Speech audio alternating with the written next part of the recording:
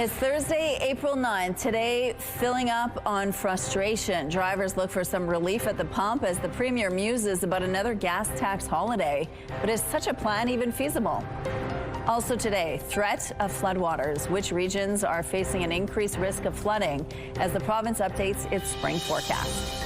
Plus, get ready to set sail. What conditions are being put in place as officials green light Clear Lake for Watercraft this season? Your Morning Winnipeg starts right now.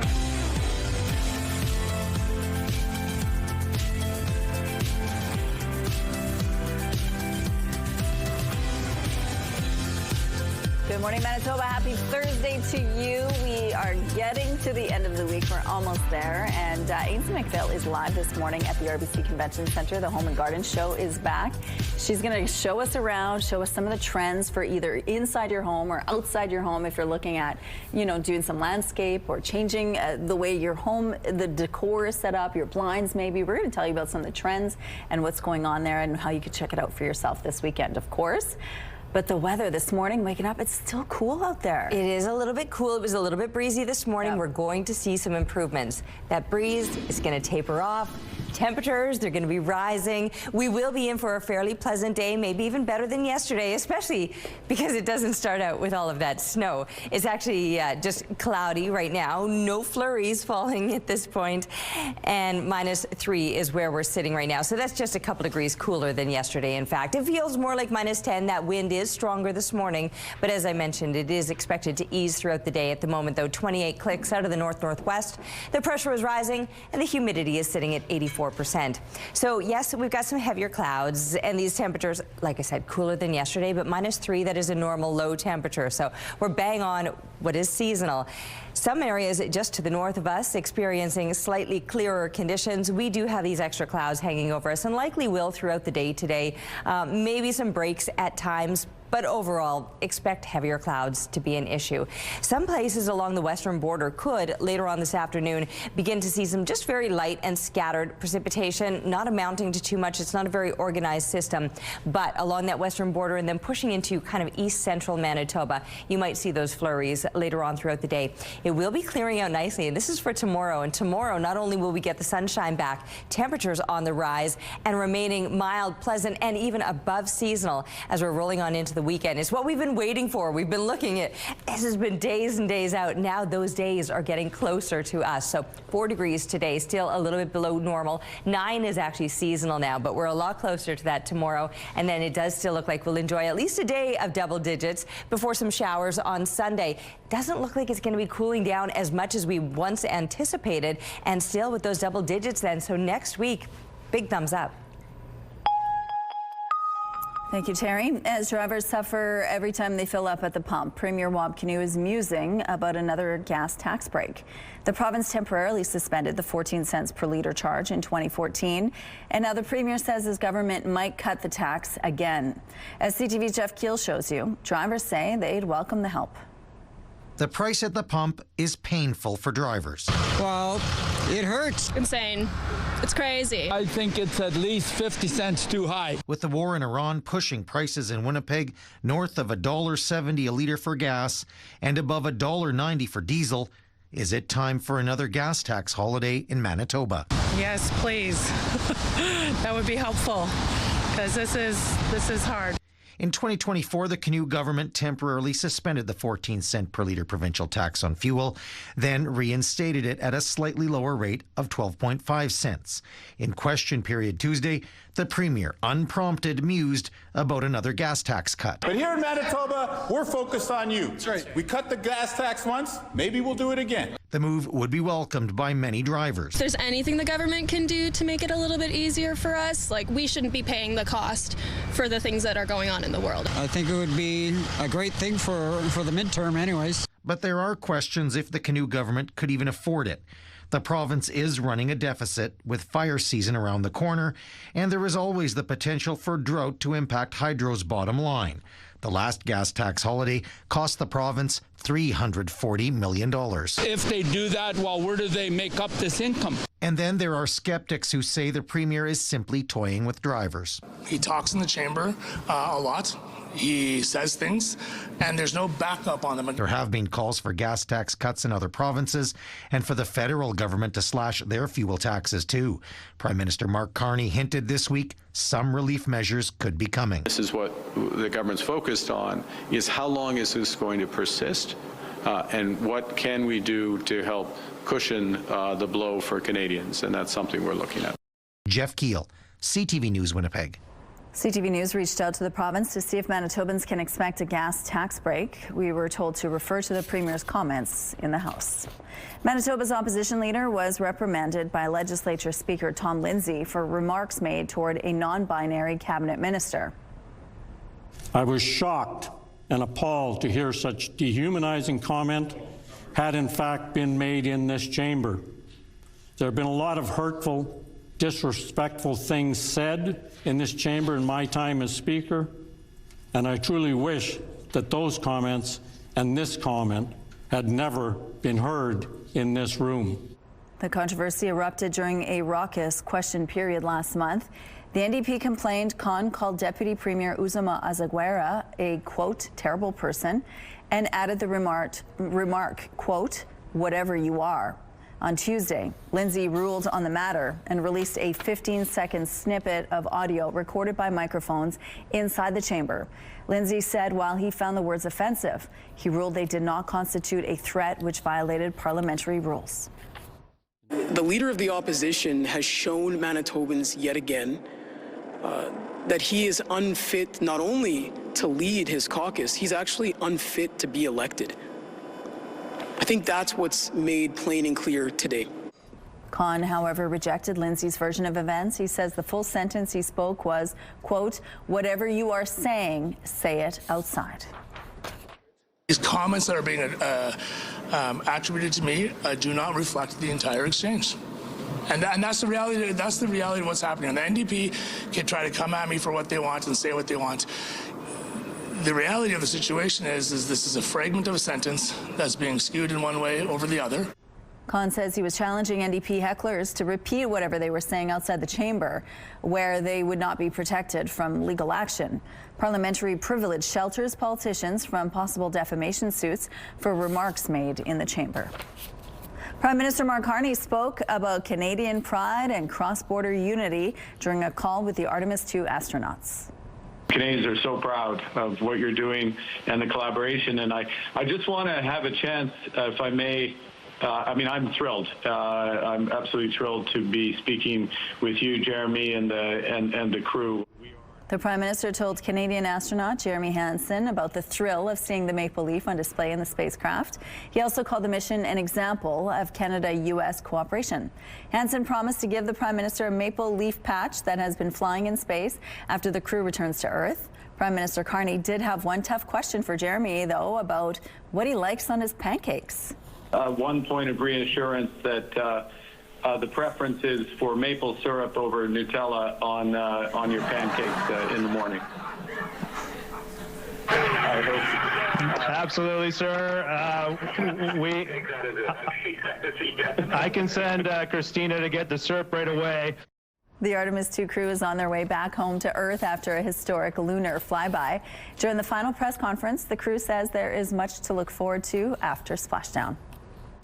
We have to get back. There's so much data that you've seen already, but all the good stuff is coming back with us. There's so many more pictures, so many more stories.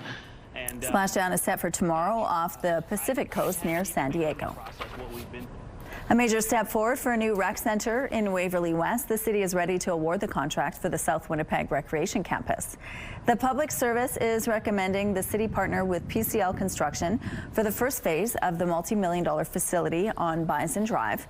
The report says PCL was the lowest bidder to meet all the requirements at a little more than $71,222,000.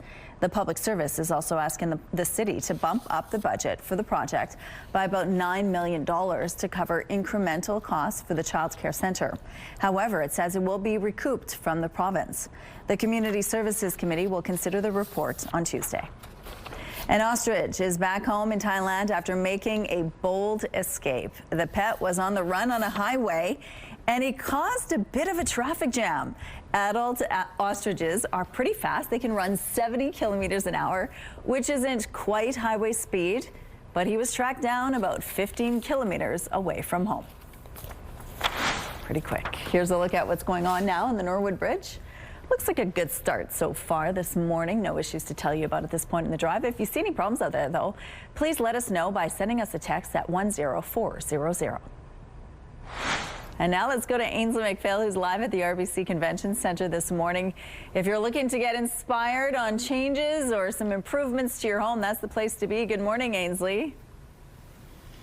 Good morning. Yeah, it's the Home and Garden Show, Rochelle, and kicks off at noon today. So you get your pen, get your paper throughout the morning, and then head on down to the RBC Convention Center. Whether it's getting your home and garden tips or even, purchasing a mattress, purchasing a hot tub, just all those things that you may need for your backyard. It is here downtown, and getting all of your questions answered. There's also some art, and coming up at 6:42, we're going to be chatting with the muralist behind it. It's called Painting with Purpose, and it's going to be happening throughout the Home and Garden Show. There's going to be a couple people drawing, and then at the end, it's going to go to a local charity. Find out which one next. Okay, thank you, Ainsley. Let's go out to the rooftop now. No umbrella this morning. It's such a nice change. It really is a nice change, absolutely. The temperatures themselves are actually a little bit, cooler than they were yesterday, but the conditions are 100% better than they were, so I'm going to call this one a win. -3 is where we're sitting right now, which is bang on normal for this time of year. It does feel a little bit cooler, though, once you're factoring in that breeze. A wind of 24 kilometers per hour out of the northwest is making it feel more like -10, so you'll want that extra layer on this morning for sure. The pressure rising, humidity sitting at 85%. Now, it is on the cloudier side. Primarily, there's pockets where you can kind of see the brighter sky behind it. The sun is going to be up, I think 6:49 this morning is when that sun will be rising. So within this hour, so I'm already getting that glow from behind it. But like I said, it is going to be on the cloudier side for the most part. There will be parts of central Manitoba that see a little more sunshine. But then later today along the western border, some scattered flurries will be developing that'll be hanging around. Not just the western border, pushing into the east central part of the province later today. Here in Winnipeg, a high of 4 degrees. We'll take it. It's warmer than yesterday. Weather is brought to you by Garage Masters, your complete garage specialists. Good morning. A Manitoba mother of 2, missing since 2023, has been found dead. The family of Leah Keeper broke the news to the media Wednesday, saying police informed them yesterday remains found in the 600 block of Pritchard Avenue in 2023 are those of the 32-year-old from Sagging First Nation. Keeper's aunt, Marilyn Courchain, spoke to the media, expressing frustration over the lack of information Winnipeg police have shared. What has happened within those 3 years? Was Leah's remains there all those 3 years? I don't have any answers, and they're not giving us any answers as to what happened in between all that. We don't know if was she in a house? Was she outside of a house? Were there people walking by her remains? We don't know. We haven't heard anything yet. Keeper was last seen on July 25th, 2023, near Salter Avenue and Selkirk Street in Winnipeg. Her family reported her missing to Winnipeg police in November of that same year, and several searches were held for her in the city. Her aunt tells us DNA samples taken from Keeper's 2 children were used to confirm the remains were in fact her. Courchain was joined by AMC Grand Chief Kyra Wilson and the Chief of Sagging First Nation as they shared the news of Keeper's discovery. They said they felt obligated to do something to honor Keeper's life, as they were told police only plan to issue immediate release. Winnipeg police say the death is considered suspicious, and the homicide unit is investigating. I want justice for Leah. I want whoever did this to her to be found and held accountable. I want to be able to walk into that law courts, and watch that person take their steps into the jail cell where they belong. Leah Keeper was a mother of 2 from the Saugeen First Nation. She was last seen in Winnipeg in July 2023. The province has updated its flood outlook, and it now shows an increased risk of flooding in the Interlake. And as CTV's Daniel Homerson reports, that could spell trouble for communities like Peguis First Nation. More than 2,000 people from Peguis First Nation were forced out of their homes in 2022 due to widespread flooding. And floodwaters could threaten the Interlake community once again this spring. The threat is very high. We must hope for the best, but we must also plan for the worst. In a video posted to social media last week, Peguis Chief Dr. Stan Bird says the First Nation is working to clear snow and ice along the river and from around buildings prone to flooding. He adds sandbagging efforts are also underway. There is an insurmountable amount of planning required to protect our community and to ensure our families are safe, our homes are protected, and the most vulnerable are not overlooked. In its latest spring flood outlook, the province's Hydrologic Forecast Centre says the Fisher River Basin, where Peguis is located, is at increased risk of flooding. The outlook says the risk stems from a significantly above normal snowpack, the late spring melt, and an increased likelihood of rapid spring runoff combined with spring precipitation. And worst case scenario, peak flows could approach those catastrophic 2022 levels. My understanding is that that came very quickly, and so it was almost impossible to prepare. I think that we're all fortunate in the fact that we were able to predict some of this and that the work has been happening ahead of time. Transportation and Infrastructure Minister Lisa Naylor says that work includes meeting with community leaders from the area and providing sandbagging equipment where it's needed. I know there's a lot of community members working now on that, and there may eventually be a call for volunteers as well. She says conversations about a long-term flood mitigation plan for the Fisher River Basin are ongoing. Daniel Homerson, CTV News, Winnipeg. The Hydrologic Forecast Centre's outlook also notes the Icelandic River, which is near Riverton, continues to face a moderate risk of flooding as late spring runoff approaches. A new report is casting some doubt on the city's ability to enforce rules around fireworks, particularly if new restrictions are put in place. The Public Service says, as it stands, there are only 19 fire prevention officers working for the fire paramedic service during daytime hours to enforce the rules. Data shows last year they were dispatched to 41 fireworks calls out of the 306 received. Furthermore, the number of complaints far exceed the number of permits issued, meaning many are being set off illegally. However, the report says the city could designate other employees to enforce the rules or consider a ban on fireworks sales outside of professional displays. This all comes after Councillor Janice Luke started a push last year for the city to consider tougher regulations. The report was for information only.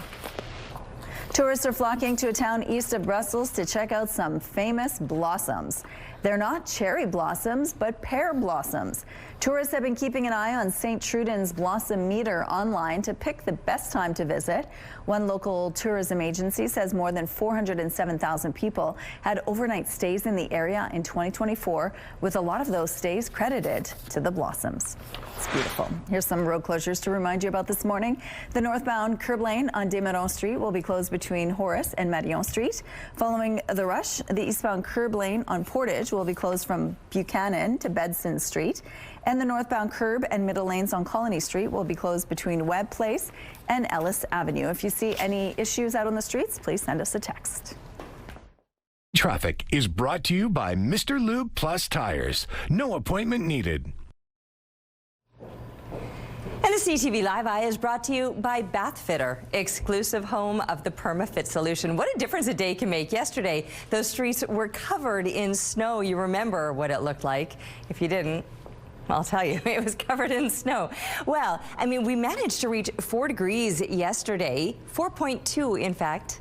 And a lot of that snow obviously melted. There's still plenty of snow that's, kind of stacked up in those piles that were maybe in the shade, but even those piles will be disappearing in the days ahead with the numbers that we're going to be reaching, because finally, even though it's not going to be seasonal today, we are sitting at very normal temperatures to kick things off. -3 at the moment here in Winnipeg. Portage, Morden Winkler sitting there. It is a little bit cooler over through the southwest. Brandon -8, -9 at the moment in Dauphin and in the Fisher Branch area as well. well. Pushing up into northern Manitoba, you can see the northeast a little bit cooler in those minus double digits, but for the Pas, Lynn Lake, -6 to begin the day. Yesterday, Churchill did end up getting to -2. This morning, you're waking up to a wind chill value of -24, so feeling the chill again, but you will likely make those gains once again today. And there will be a bit of sunshine here through the east central part of the province. As the day goes on, you might see that kind of closing in with some possible flurries. We're likely to deal with the heavier clouds through most of the day here in the south. -2 as kids are getting into the classroom, but we will be getting up to 3 degrees by the time they're coming home with an expected high of 4. So very similar to what we got to yesterday. 8 degrees for tomorrow with the sky clearing out and sunshine on the way. Sticking around for the start of the weekend, 12 degrees for Saturday, double digits for the first time this season. It'll be nice to see. Some showers for Sunday to wrap things up, but it still looks like it'll be quite pleasant. Better than pleasant for next week. Well, this is Timber and Smokey out enjoying that snowfall. Not everybody was miserable to see the snow, and these two are certainly indicative of that. So thanks to you, Ken, for sharing the photo, and keep them coming to Winnipeg Weather at ctv.ca. We're taking a break, but we'll be back with Your Morning Winnipeg.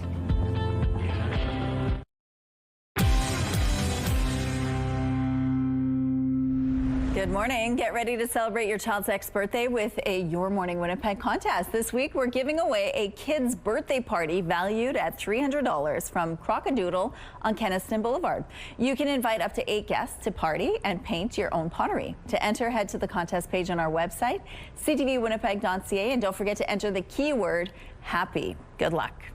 There's a new resident at the UK's Whipsnade Zoo. Sophia, the Bactrian camel, brings the zoo's camel herds total to 8. She's named after Sophia Raffles, the first woman to become a fellow of the Zoological Society of London back in 1826. The zoo itself will mark its 200th birthday on April 29th. Sophia joins her sister Sally, who was born in 2024, and her 10-month-old half-brother Ivor, who was born last fall. There are still tickets available for the FIFA World Cup matches in Vancouver, but most of them are through resale sites, and the prices for them are hard to believe. CTV's Ben Milger has more. As a Colombian living in Kelowna, Andres Narenia has a once-in-a-lifetime opportunity potentially coming his way. If fate smiles, Colombia could play in the FIFA World Cup round of 16 match at BC Place, possibly against Narenia's adopted country of Canada.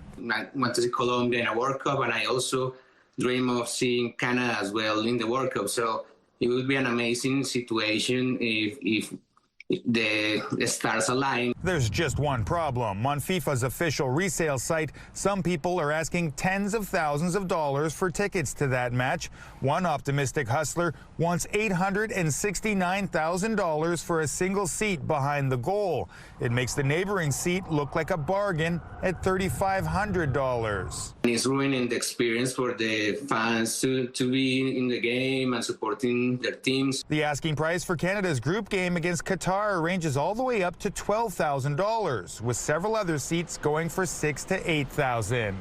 Just because people advertise tickets for sale for thousands of dollars, that doesn't mean fans are going to be willing or even able to pay that much. And if demand isn't there, prices could still come down before the matches. As much as I'd love to be in there, nope, I'm not selling a car. I'm not mortgaging the house to get inside a World Cup stadium. Even if he doesn't get to see his South American soccer heroes in person, Narenia will travel to Vancouver from Kelowna just to soak up the World Cup atmosphere in the city. I will be hanging out with more Colombian fans, or if that's the case, or Canadian fans if Colombia is not in there. And my plan is to go to the Fan Fest as well. The province has hinted at plans to regulate the sporting event and concert ticket resale market to prevent price gouging, but there's nothing in place in time to help the average fan before the kickoff of this World Cup. Ben Milger, CTV News, Vancouver. We have a traffic alert to tell you about. The traffic signals have been hit and knocked down on Broadway and Smith. They're laying in the eastbound curb lane right now, so treat that as an always stop and proceed with caution through that intersection. We're going to take a quick break. We'll be right back.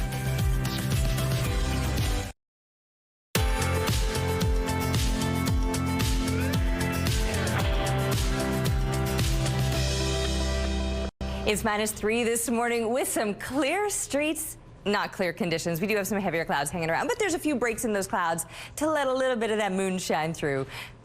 Moonshine. We've got a northwest wind, 24 kilometers per hour. The pressure rising, the humidity sitting at 85%. It's just a half moon right now, but we aren't going to be seeing too much of either the moon this morning or the sun this afternoon, and that's because we'll have these mainly heavier clouds hanging around. A little more sunshine expected through parts of central Manitoba. Eventually, though, you too could see some clouds squeezing in because there will be some flurries developing along this western border that will eventually pass through. Not a massive amounts of snow, but just some scattered flurries here or there. We're not likely to see the snow today. Thank goodness for that. We saw plenty of it yesterday. A lot of that did end up melting. You saw the streets this morning are already clear. And with the temperatures expected today, more puddles will be forming from the rest of those snow piles that are still lingering. 4 degrees is what we're looking at for a high. It's still below seasonal, 9 being normal for this time of year. We're not going to get there today. Dropping down to -2 overnight. This keeps us on par with those seasonal temperatures. And tomorrow, pretty much seasonal. We'll take it. 8 degrees with a lot more sunshine. And then it gets even warmer on Saturday. Finally, for the first time in, I think, a long time. 12 degrees if it is above seasonal. Yeah, a long time. 9 on Sunday with some showers passing through, but it does look like it'll be pretty pleasant and above seasonal at times throughout next week. Thank you, Terry. A local woman is speaking out with an urgent warning. She talked to CTV's Alex Karpa about how she lost thousands of dollars to a scammer. Now, these are the copies of the exact check. Lisa Taryn has been left with nothing after she says scammers posing as her bank drained thousands of dollars from her account. It is truly dumbfounding. On February 12th, Taryn received a call from someone claiming to be from TD Bank about fraudulent charges. The caller, who seemed to know her account details, had her confirm a text message. She later learned she was not dealing with a TD employee, but a scammer, and her account had been breached. I was baffled because never at any point did I give my account number and PIN number. In total, she lost $4,650, and with no reimbursement from the bank, she was forced to turn to her 91-year-old mother for help. I wouldn't have had any money for my rent, my food, my transportation, my medication. Experts warn fraud is increasing here in Canada, whether it's a phone call, a text, or any email. Staying vigilant is key to avoiding becoming the next victim. According to the Canadian Anti-Fraud Centre, Canadians lost over $704 million to fraud in 2025, which is up from $638 million in 2024. Fraud losses since 2022 have also surpassed $2.4 billion. We're seeing that, fraudsters now have more personal information when they're calling victims to make it more believable. Tech analyst Carmi Levy says scams are becoming more sophisticated. This is bad, it's getting worse, and we're not doing enough to stop it. This check. Taryn is hoping her story is a warning to others, showing just how costly one simple mistake can be. Alex Carper, CTV News, Winnipeg.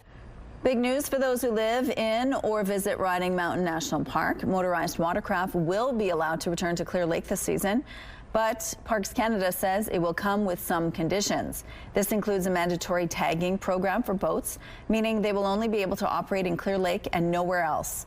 Other measures include an expanded no-wake zone to help protect shorelines, 2 days a week where motorized watercraft cannot operate, and dawn and dusk quiet periods for non-motorized craft exclusively. A ban was put in place last year after zebra mussels were discovered in 2023. So this decision in its entirety is about aquatic invasive species, but also is about ecological integrity more generally, and taking into account the various ways that people connect with and care about the lake. Parks Canada is also looking at introducing a launch fee to help support lake management, but that isn't expected until 2027. A Canada-wide arrest warrant has been issued for a former dean of the Faculty of Law at the University of Manitoba following allegations of financial misconduct during his tenure. The Winnipeg Police Service says the warrant for Jonathan Blackbranch was issued on March 30th on a charge of fraud over $5,000. Blackbranch served as law dean from 2016 to 2020. An internal investigation prompted by a complaint concluded more than $600,000 in university funds had been misappropriated during that period. Blackbranch's employment was terminated in July of 2020, and at some point he left the country. Court documents filed in 2024 list his last known address as Oxford, England, and suggest he may be residing in Switzerland. Winnipeg police say the investigation into Black Branch remains ongoing. The charges have not been tested in court. The Liberals are now just one seat away from securing a majority government after a longtime Conservative MP, Marilyn Gladue, crossed the floor, leaving many people in shock. We thought absolutely no way would she cross. So now I'm wondering, why did she cross? What did Carney give her? Look at her social media feed. Up until just hours ago, she was trashing and attacking the Liberal government of which she's now proudly a part. This is very cynical and it's very odd. Gladue has been a Conservative MP representing her southwestern Ontario riding since 2015. She even ran for the Conservative leadership in 2020, but was disqualified after the party deemed her ineligible. Gladue is the 5th opposition MP to join the Liberal caucus since November. The move comes ahead of 3 by-elections happening on Monday and the Liberal Party's biannual policy convention, which begins today in Montreal. Jonathan Toews is the Winnipeg Jets 2026 nominee for the Bill Masterson Memorial Trophy. Toews signed a 1-year deal with his hometown team last June. It marked his return to professional hockey after missing 2 seasons to deal with health issues. The Masterson is an award to the NHL player who best exemplifies the qualities of perseverance, sportsmanship, and dedication to hockey. Toews is one of 32 NHL players nominated. The winner is selected through a poll of all the Professional Hockey Writers Association chapters and will be revealed at the NHL Awards. Toews and the Jets take to the ice tonight in St. Louis for a game against the Blues. Game time is 7 p.m. Here's a look at the current traffic situation now at Confusion Corner. It looks like things are picking up pretty early in this part of the city. If you see any issues out there, please let us know. Here's a look at your gas prices now. The Canadian average is $1.83. The provincial average is $1.74. In Winnipeg, it's higher at $1.75. And the lowest price in the city is $1.57. All this information is on GasBuddy.com. The Price at the Pump is brought to you by the Kidney Foundation. Help by donating your car today. We are live at the Home and Garden Show this morning. This is a sneak peek of all the cool features that will either adorn your home inside or outside. Stay with us for more.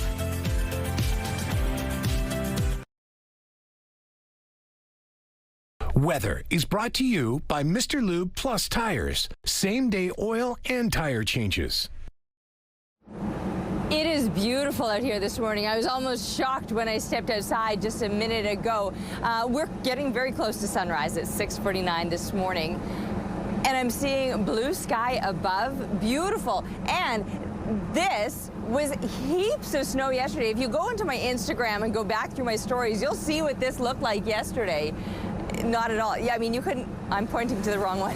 You couldn't even see the greenery on it. It was so covered on snow. Anyway, now we're sitting at -3 with a much prettier sky above without the snow. Instead, some sunshine that'll be appearing in a few minutes' time. Northwest winds are 24 kilometers per hour, the pressure rising and the humidity sitting at 85%. Now, we did get up to 4.2 degrees yesterday, so not surprising that all of that snow from, well, the plants, the sidewalks, the streets, you name it, started to melt. My walk home yesterday was greasy, I'll tell you that. The sludge from the melt, but a lot of that down the drains now, and we'll continue to see more of that down the drains with another day of plus digits expected. Still below seasonal, but a high of 4 degrees. We'll take it and call it a win. We've got Ainsley McPhail ushering in spring, it seems. Let's head on over and see where she's at and what's going on this morning. Good morning, Ainsley.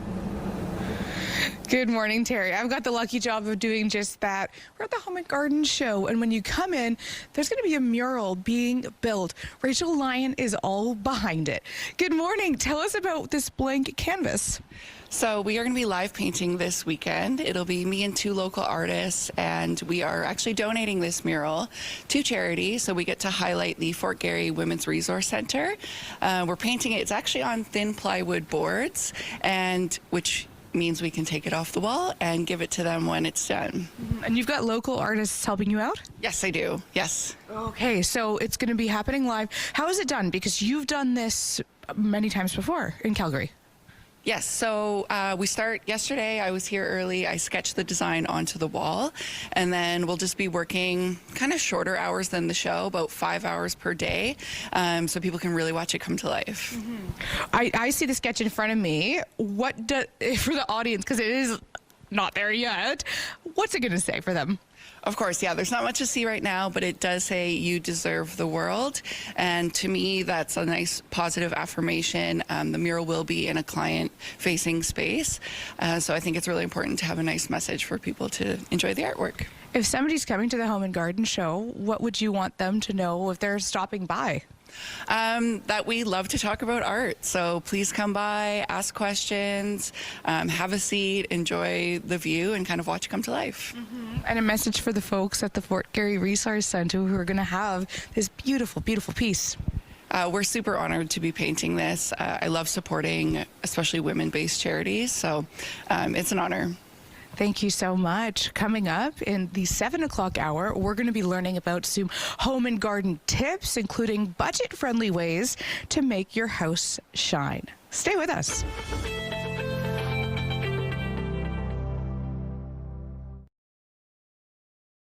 Here's a look at the early markets. The Dow Jones lost 200 points. The Nasdaq is 83 points down. The S&P index had small losses. The Canadian dollar is lower, set to 72.18 cents U.S. Overseas, the Hang Seng is 140 points down, and the Nikkei dropped 413 points. Good morning. It is 6:46. A British woman is planning to sue a Manitoba cemetery after an empty grave was found where her father's remains were supposed to be. As we first told you in May, Sergeant Gordon Patrick died in 1973, and records showed he was laid to rest in an unmarked grave at what is now Green Acres Cemetery. But last year, his daughter, Elizabeth Patrick, discovered that wasn't the case. The parent company has offered Patrick $10,000 to make a donation in her father's name and to pay for a memorial in Ontario. But Patrick says that's not enough. She's working with a Winnipeg lawyer on a lawsuit seeking an undisclosed amount in damages and says if a resolution isn't reached, the case will head to court.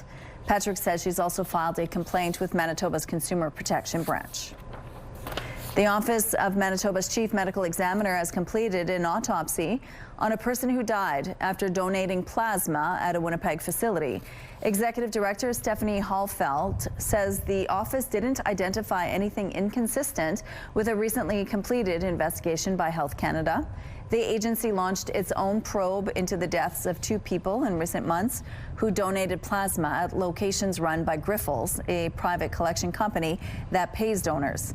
It said it found no link between the plasma donation process and the deaths of the 2 donors, based on all the information made available. The medical examiner's office says the second case was thoroughly investigated, and it determined an autopsy was not required based on the cause and manner of death. U.S. President Donald Trump held a private meeting with the head of NATO. Speaking afterward, NATO Secretary General Mark Rutte called their discussion very frank. He is clearly disappointed with many NATO allies, and I can see his point.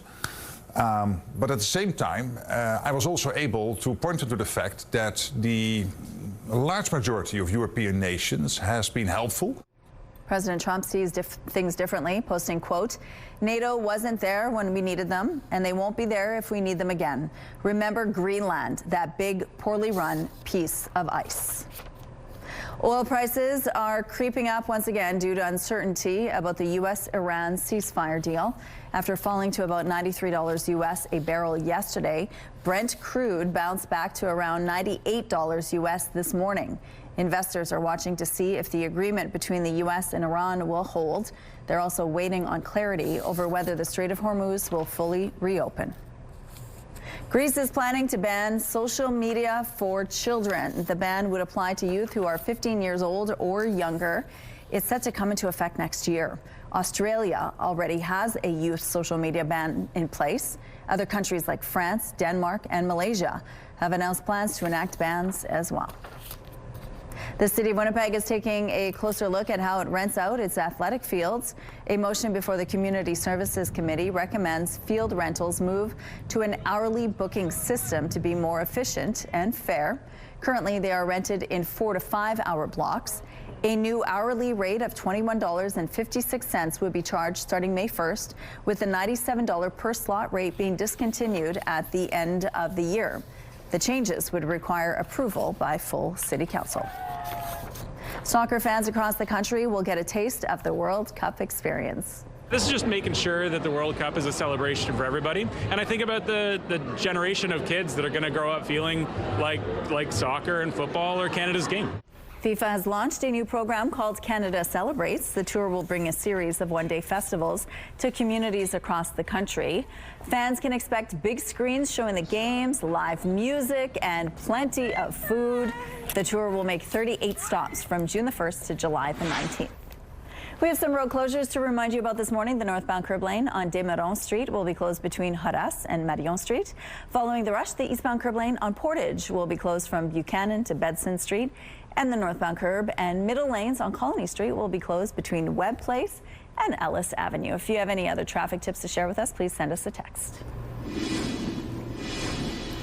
And the streets in much better shape this morning than they were yesterday, and the sun is now up. Looking pretty gorgeous out there. It's -3 at this time. Seasonal temperatures to kick us off with a bit of a breeze out of the northwest, 24 kilometers per hour. The pressure is rising and the humidity is sitting at 85%.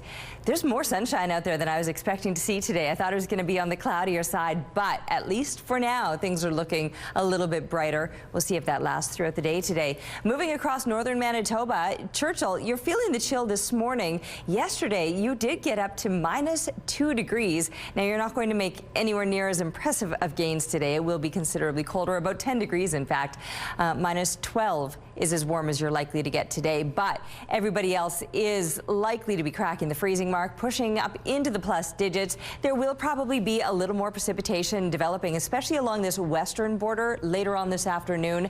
But still, the temperatures looking pretty decent for this time of year. Not quite seasonal, but at least into the plus digits. And we too will likely be into the plus digits today. Again, not seasonal values. 9 degrees would be normal here across southern Manitoba, so it will be cooler than that. And perhaps cloudier than that, although at this point in the morning we are seeing a little more in the way of sunshine. Northwestern Ontario, things will be on the cloudier side for you too, quite likely, with those low plus digits expected. But high plus digits for tomorrow, we'll take it. Almost bang on seasonal, 9 degrees being normal for this time of year, but double digits as we're rolling into the weekend. Back to seasonal temperatures with some showers Sunday, and still for next week, the mild temperatures will continue. Thank you, Terry. Let's check in now on the team at 103.1 Virgin Radio. Hi, guys. Good morning. We don't want to do this. We have to do this. Okay. Welcome to, everyone, the annual Winnipeg Dog Poo Index report. That's right. What neighborhoods did the worst job at picking up after their dogs this past winter? We narrow it down to the top 5. The Director of Operations for the Winnipeg Dog Poo Index, LTI. Take it away. Hello, thank you everybody for coming. Let's get right to this list. So coming in at number 5, they were off the list for a few years. They are back on. It saddens me to welcome Transcona at number 5. Yep.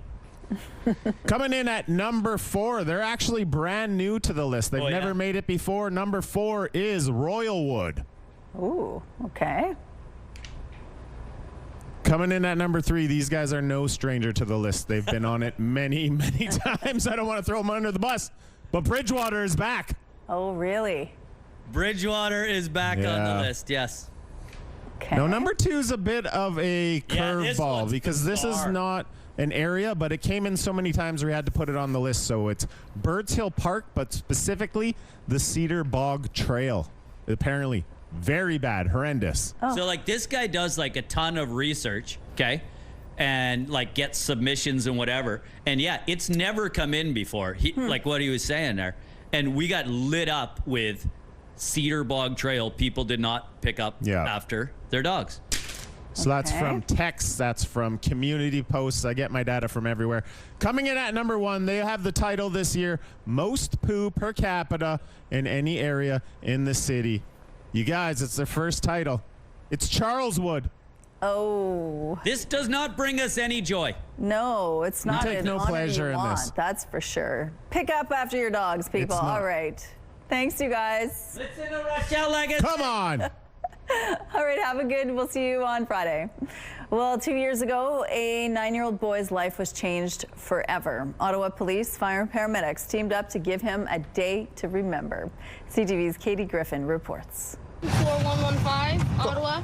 This is Jaden Hunter. This day is all about him. It's very kind of them. I didn't think they would do this. Ottawa police, fire, and paramedics showing the 9-year-old various aspects of their jobs. Is that okay? Oh, Lord! And that they stand with him. This is the tool here we used to cut the roof off your car? Jaden has life-altering injuries and had to learn to walk again after the vehicle he was in was struck by an impaired driver at high speed in December 2023. This event organized by Ottawa Police. With all the surgeries and all the trauma he's been through, for me it was important to just show him that, you know, not just the police officers, but the paramedics as well as the firefighters, we are with him, we support him, and we will be with him for his entire journey. This is a special hose. From the fire trucks to tactical team takedowns, Jaden was also able to say thank you. I got to see the people, the first responders to me, the people who opened the car I was stuck in. Meeting the face of the people that held his hand in the toughest moment when I couldn't be there. I couldn't ask for anything better, so it's special, very special. Our crews don't always get to meet the people that they rescue, and this was a very serious extrication call in 2023, and our firefighters extricated this young man out. It was special for them to meet him and talk to the family. We're rooting for you. We hope that you're doing okay. Our patient only see the back of the truck usually, so they got to be in the front of a paramedic transport unit. You talk on the radio, our dispatchers give him a call out. If you can put a smile on his face, it's mission accomplished for us today. This specially made piece of art signed by first responders, a day Jaden and his mom will never forget. I think today seeing that, like, you have all these people that are always in your corner, that are always willing to, you know, go to bat for you, that's something that it's beyond special. Katie Griffin, CTV News.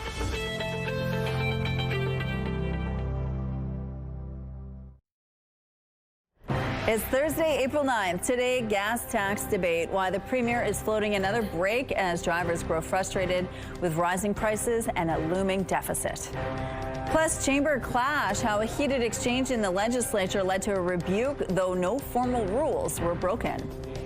And moon chat. The Artemis II crew dials Earth for a feel-good moment with Prime Minister Mark Carney after circling the moon. Your Morning Winnipeg starts right now.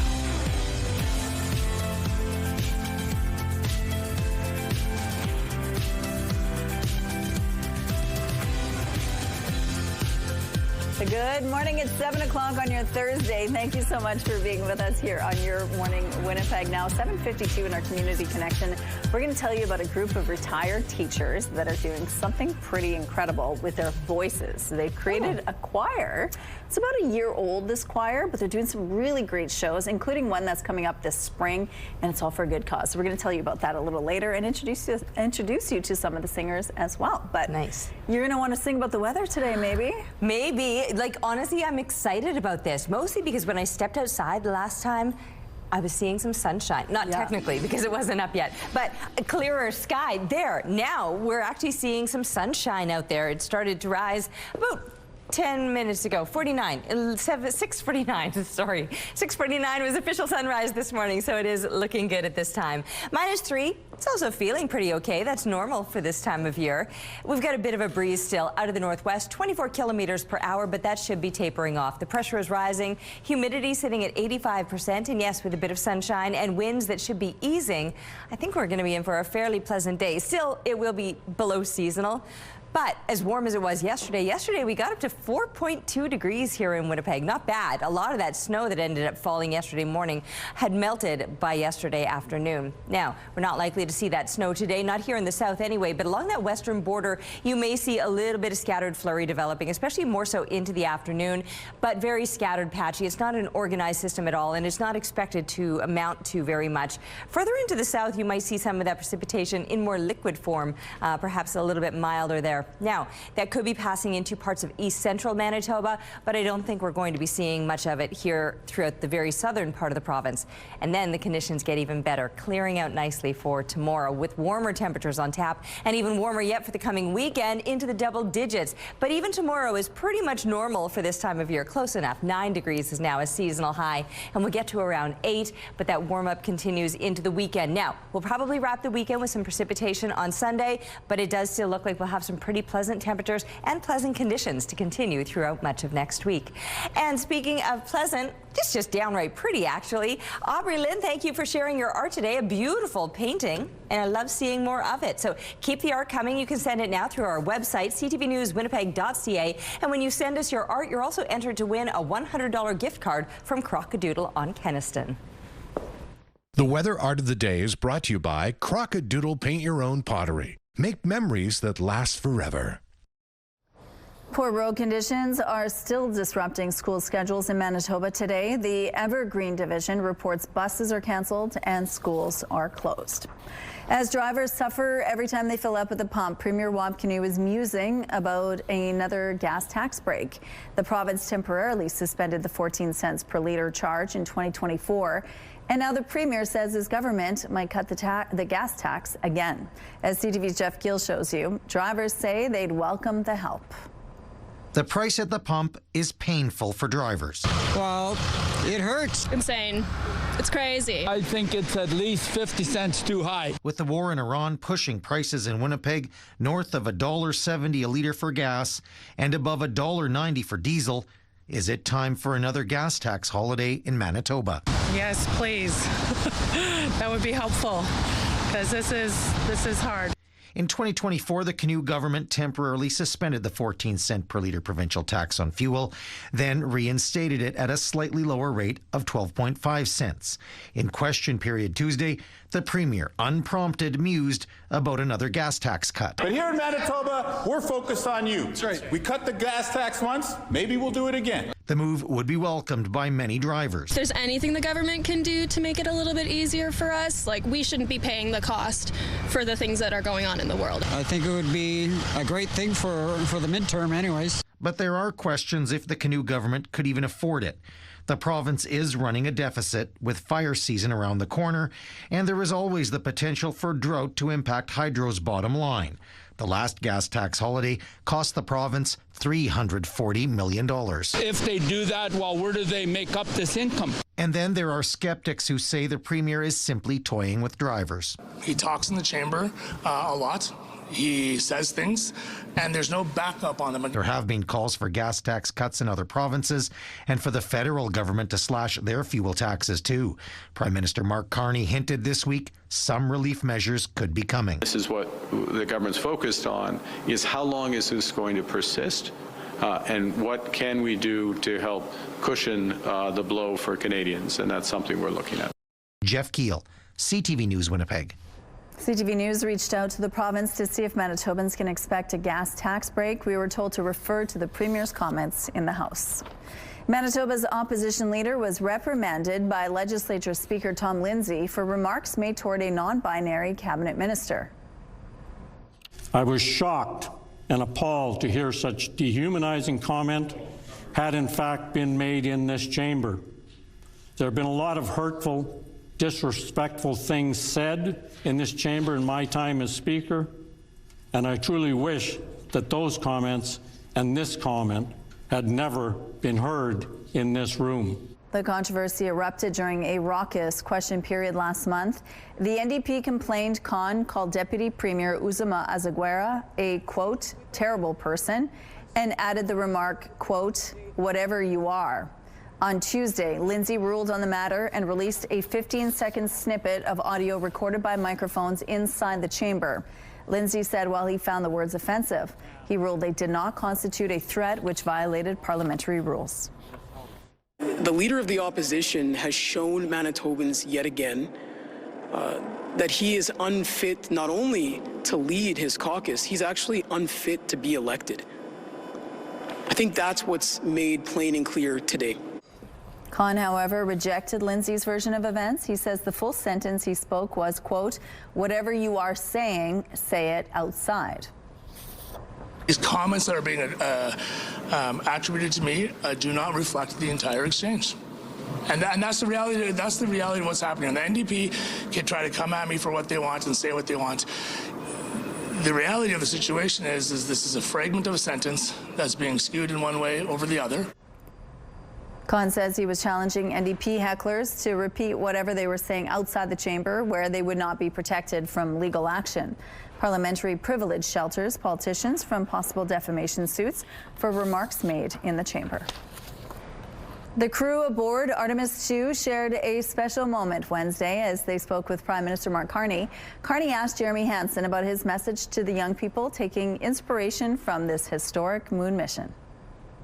We do think risk is necessary, but calculated risk, well thought out risk, and risk that you balance with others. And so for youth that are making those decisions, do it in collaboration with others. People will point out when you're out over your skis, and so you have to be smart about how you take risks. But as a country, we have to be willing to have some failures, and we fail in this space program, but we assure ourselves we're not going to stay or rest in those failures. We're going to push through them. And so as you've been leading our country, we know we have to do some things. We have some work to do. We have to be willing to have some failures and be okay with that, but ultimately knowing that we're just going to persist. As of this morning, the crew is just starting day 9 of this mission, in which they flew around the moon, witnessing parts of the lunar surface never seen before by human eyes. Here's a look at how things are moving along now on the Provencher Bridge. It looks like things are moving quite well. We have no issues to tell you about. If you see anything out there, please let us know. 2 fully laden Chinese oil tankers are waiting near the Strait of Hormuz, with a third on the way, putting them in a position to become the first such vessels to leave the Persian Gulf under a day-old U.S.-Iran ceasefire, even as ship owners scrutinize the details of the truce. Now, in futures, oil recovered after its biggest one-day drop since April 2020, as the strait remains largely blocked and Israeli attacks on Lebanon threaten to derail the fragile ceasefire. A growing chorus of Canada's closest trade partners are calling out Prime Minister Mark Carney's new Buy Canadian procurement policy, saying it flouts promises Ottawa made in trade pacts to give them access to government contracts. A U.S. representative raised the issue with the World Trade Organization's Procurement Committee in March, according to the organization's account of the closed meeting. The Americans aren't the only ones complaining. The European Union, Japan, New Zealand, Norway, Switzerland, and the United Kingdom have all spoken against the policy. Those are your morning business headlines. For BNN Bloomberg, I'm Roger Peterson. Let's go back now to Ainsley, who is live this morning at the RBC Convention Center. It's filled with so many cool things right now. Good morning, Ainsley. Tell us more. Well, it's the Home and Garden Show, and starting at noon today, you can get your gardening started. I know that outside it might not look like it, but I see you Manitobans. You're gearing up for this spring, and the Home and Garden Show is the perfect place to do it. Coming up at 7:27, we're going to be going to the Garden Zone. That's right. What you're looking at right now isn't even technically the Garden Zone yet, because there are hundreds of different vendors here. Coming up at 7:42, we're going to be talking about how you can spruce up your space and some more cost-effective ways that you can do that, because you want to make your garden oasis and your home oasis the place to be, even as the warmer months approach. Back to you. Yeah, and when that snow is gone. All right, thank you, Ainsley. Let's go out to the rooftop now. We got snow yesterday, but it melted away pretty quickly. I know. I was surprised at how quickly it all seemed to have disappeared. I mean, my plants are back to, well, they're kind of back to brown, to be honest with you, but that's what plants look like this time of year. Hopefully we'll start to see things looking green before long, little buds popping, sure signs of spring. It is certainly starting to feel a little more spring-like, even though we are going to be below seasonal still for yet another day. And in fact, just this past hour, the temperature dropped off again. So -4 is where we're sitting. We were at -3 last hour, which is pretty close to seasonal, but now we're just a little bit below that. But still, the conditions improving now that the sun is up. A 22K wind out of the west-northwest, the pressure rising, humidity at 88%. 50%. Sunshine is the best thing I could have asked for today. Many places might be seeing a bit of sunshine here or there, but then also some heavier clouds that'll be building up throughout the day today, especially, along the western border where there may see some scattered precipitation, likely in flurry form. And some of that light snow could be passing into the eastern side of the province for later on today. I don't think we're going to be seeing much of that here in the very southern part of the province, more so through central and parts of northern Manitoba. Here in the south, like I said, perhaps some heavier clouds at times, but pockets of sunshine here or there. We'll enjoy whatever little bits Mother Nature gives us. The temperatures will be on the rise. We'll push above the freezing mark to a high of about 4. 9 degrees is a normal high this time of year, so we're still remaining below seasonal. Weather is brought to you by Strictly Amish, exclusively in Arborg, Manitoba. It's time now for our question of the day. We are live at the Home and Garden Show today with our Ainsley. And our question is, what would you like to renovate in your home? A new roof, flooring, landscape, a hot tub? Let us know your plans or wishes. You can text your answer to 10400. Make sure to follow the automated instructions so we can feature your response. And don't forget to include your name, please. Question of the day, brought to you by Provivo, Manitoba's #1 cool sculpting clinic. Science-backed body contouring. It's time for our Pet of the Week reveal. This week we're celebrating Zaber. He is almost 2 years old now and lives up in the paw. Zaber loves spending time outdoors and going for long walks, runs, and you will always see him smiling. Thanks, Mark, for sharing this amazing photo, and congratulations to this good boy.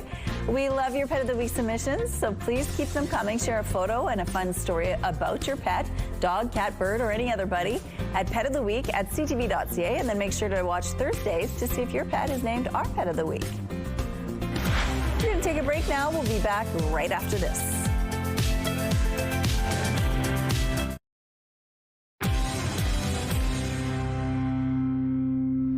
Good morning. Poor weather and slush-covered roads are being blamed for a fatal crash in southern Manitoba early Wednesday morning. It happened on Highway 3 just east of Carman around 6:30 a.m. According to Mounties, it appears an eastbound truck started sliding and collided with a truck headed in the opposite direction. The driver of the first vehicle, a 17-year-old boy from Carman, died. The 40-year-old man from Winnipeg in the other truck was taken to hospital in stable condition. A Manitoba mother of 2 missing since 2023 has been found dead.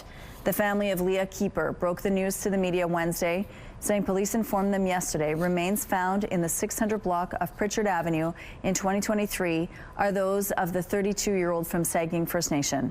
Keeper's aunt Marilyn Corshane spoke to the media, expressing frustration over the lack of information Winnipeg police have shared. What has happened within those 3 years? Was Leah's remains there all those 3 years?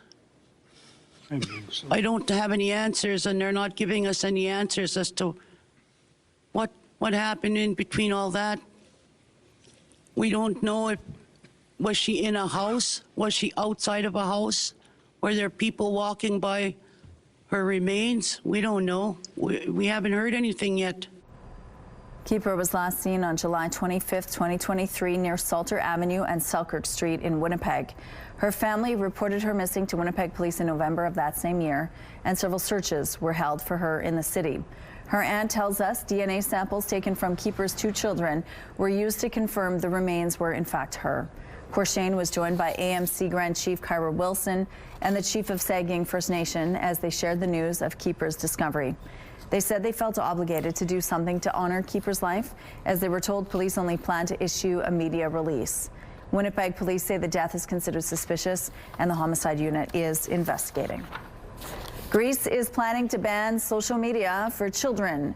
The ban would apply to youth who are 15 years old or younger. It's set to come into effect next year. Australia already has a youth social media ban in place. Other countries like France, Denmark, and Malaysia have announced plans to enact bans as well.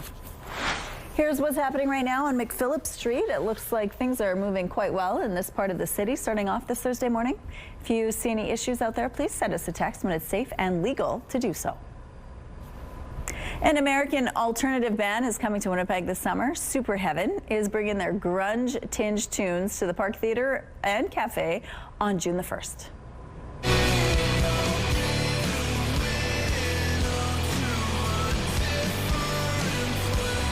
band, which formed in the early 2000s, is known for songs like Long Gone and Youngest Daughter. Tickets go on sale April 10th at 10 a.m. at Ticketmaster. Country fans, you're in for a treat. Lyle Lovett is set to play the Burt.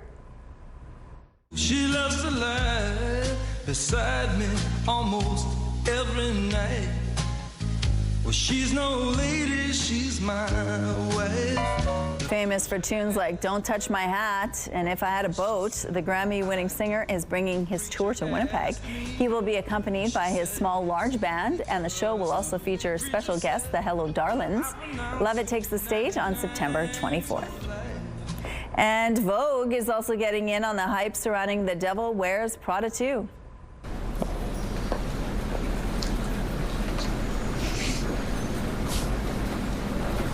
Don't I know you from somewhere?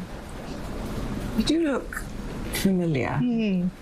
Maybe the Chanel show at the Grand Palais? No. The Oscars? Maybe the Met Gala? Definitely not. Miranda has met Anna. Vogue sharing this promo ahead of its May issue, featuring a wide-ranging conversation with Meryl Streep and Anna Wintour ahead of the film's release May 1st. If that wasn't enough star power, the cover story is written by director Greta Gerwig. Your Thursday primetime lineup kicks off with Next Level Chef at 7, then 4 episodes of The Big Bang Theory back-to-back starting at 8. Georgie and Maddie's First Marriage wraps things up at 10 o'clock. It's all right here tonight on CTV. We're looking now through the Bathfitter Live Eye, brought to you by Bathfitter, exclusive home of the PermaFit solution. It's beautiful out there this morning, seeing some sun shining over us. So nice to see. I'm not sure it's going to last, but we'll take every little bit of sunshine that we get. And these temperatures that go along with it, they'll be fairly pleasant overall. Still a little bit below seasonal, but the conditions are certainly an improvement over yesterday, because yesterday, well, we don't have to remind you what yesterday was all about. The snow. I just said I don't need to remind you, and here I am reminding you. Okay, -4 is where we're sitting right now. This dropped off from last hour, but there are still a couple of places sitting at this more seasonal -3. It's cooler over in Brandon, -8 right now, seeing those high minus single digits through parts of central Manitoba, even some minus double digits further up into the north. Northern Manitoba will again experience some plus digit temperatures, low plus digits, but still cracking the freezing mark, although it is still chilly this morning. -23 is what it's feeling like in Churchill, and Churchill will be the exception to northern Manitoba cracking the freezing mark, because even though you got to -2 yesterday, today around -12 is expected in Churchill, so it will be a little bit cooler. You can see some clouds that are going to be kind of squeezing in again, so the bit of sunshine that we have right now, do make the most of it. We're probably going to see those heavier clouds off and on throughout the day today, but some pockets of sunshine here or there. We'll take whatever we can get, as I said. 3 degrees by the time kids are coming home from school today for our expected high. We did get to 4 degrees yesterday, but that's still below seasonal. 9 now is normal for this time of year. We'll be a lot closer to that tomorrow, and then those double digits to roll on into the weekend with some showers to take us out of the weekend. But still, for next week, things are looking good with slightly above seasonal temperatures at times. And not everybody was mad about the snow. In fact, Timber and Smokey were quite excited about it out at Little Mountain Park. Ken snapped this picture and shared it with us. Keep them coming, please, to Winnipeg Weather at ctv.ca.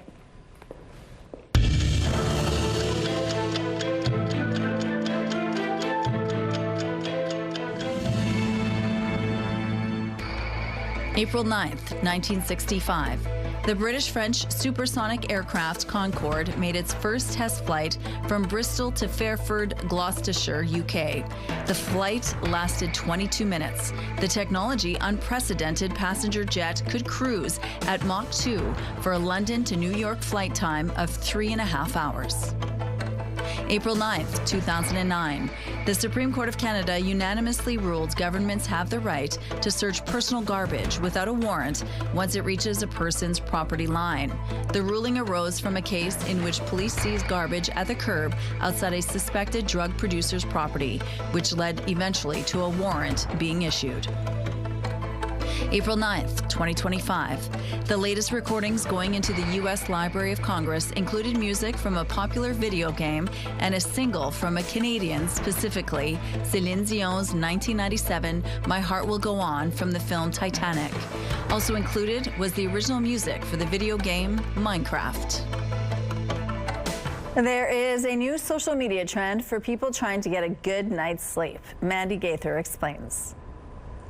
It's the place where your body's battery is recharged. Your bed helps you catch those Z's, but a social media trend called bedtime stacking has some using it for more than just sleep. You spend a lot of time in your bed, some of which you're trying to be productive, and that's not productive for going to sleep. Dr. Brian Chen with the Cleveland Clinic Sleep Disorder Center says bedtime stacking means you bring everything you need to get ready for bed to the bed. That could include beauty and skincare products, books, snacks, a journal, water bottle, or a laptop. This sleep habit is supposed to help a person get things done while allowing them to wind down and relax. The sacrifice you're making is not perhaps going to sleep as fast as you could. So that could result in you getting less sleep, being more tired the next day. Chin says bedtime stacking isn't all bad, especially if you need to be better organized or develop a step-by-step bedtime routine. But he says to think through what is in your stack and take away the things that may impact sleep. This comes down to the tried and true, which is having a good routine and trying to activate that routine at the right times. For those who struggle with insomnia, Chin says bedtime stacking should be avoided. Instead, he says to create a separate area where you wind down. Where you become drowsy should be outside of your bed, and in your bed, you just sleep. For Health Minute, I'm Mandy Gaither. Coming up, we're live at the Home and Garden Show. If the hot tub is what you're looking for your backyard, this might be the place to check out this weekend. Stay with us for more.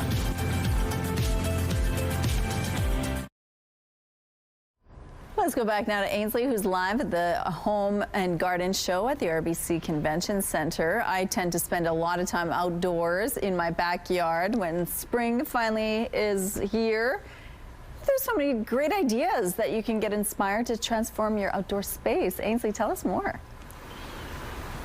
Why have I not been invited to this outdoor space, Rochelle? I'm going to have to bring you a plant here, and then you're going to have to invite me, and we'll have a glass of juice. Okay, thank you so much. We're at the Home and Garden Show. Gordon Glaze is joining us now at Meadows Way. Tell us all about it, Gordon. Yes, hi. My name is Gord Delay. I'm the owner and founder of Meadows Way Landscaping and Garden Center. And for over 23 years now, we have been helping people design and develop their properties and creating beautiful custom landscapes that simply make life better. When people come to the Home and Garden Show, what can they expect? Because I'm seeing even just smaller purchases, but you can go pretty big. I think we've gone out of our way here to offer a little bit of everything for people.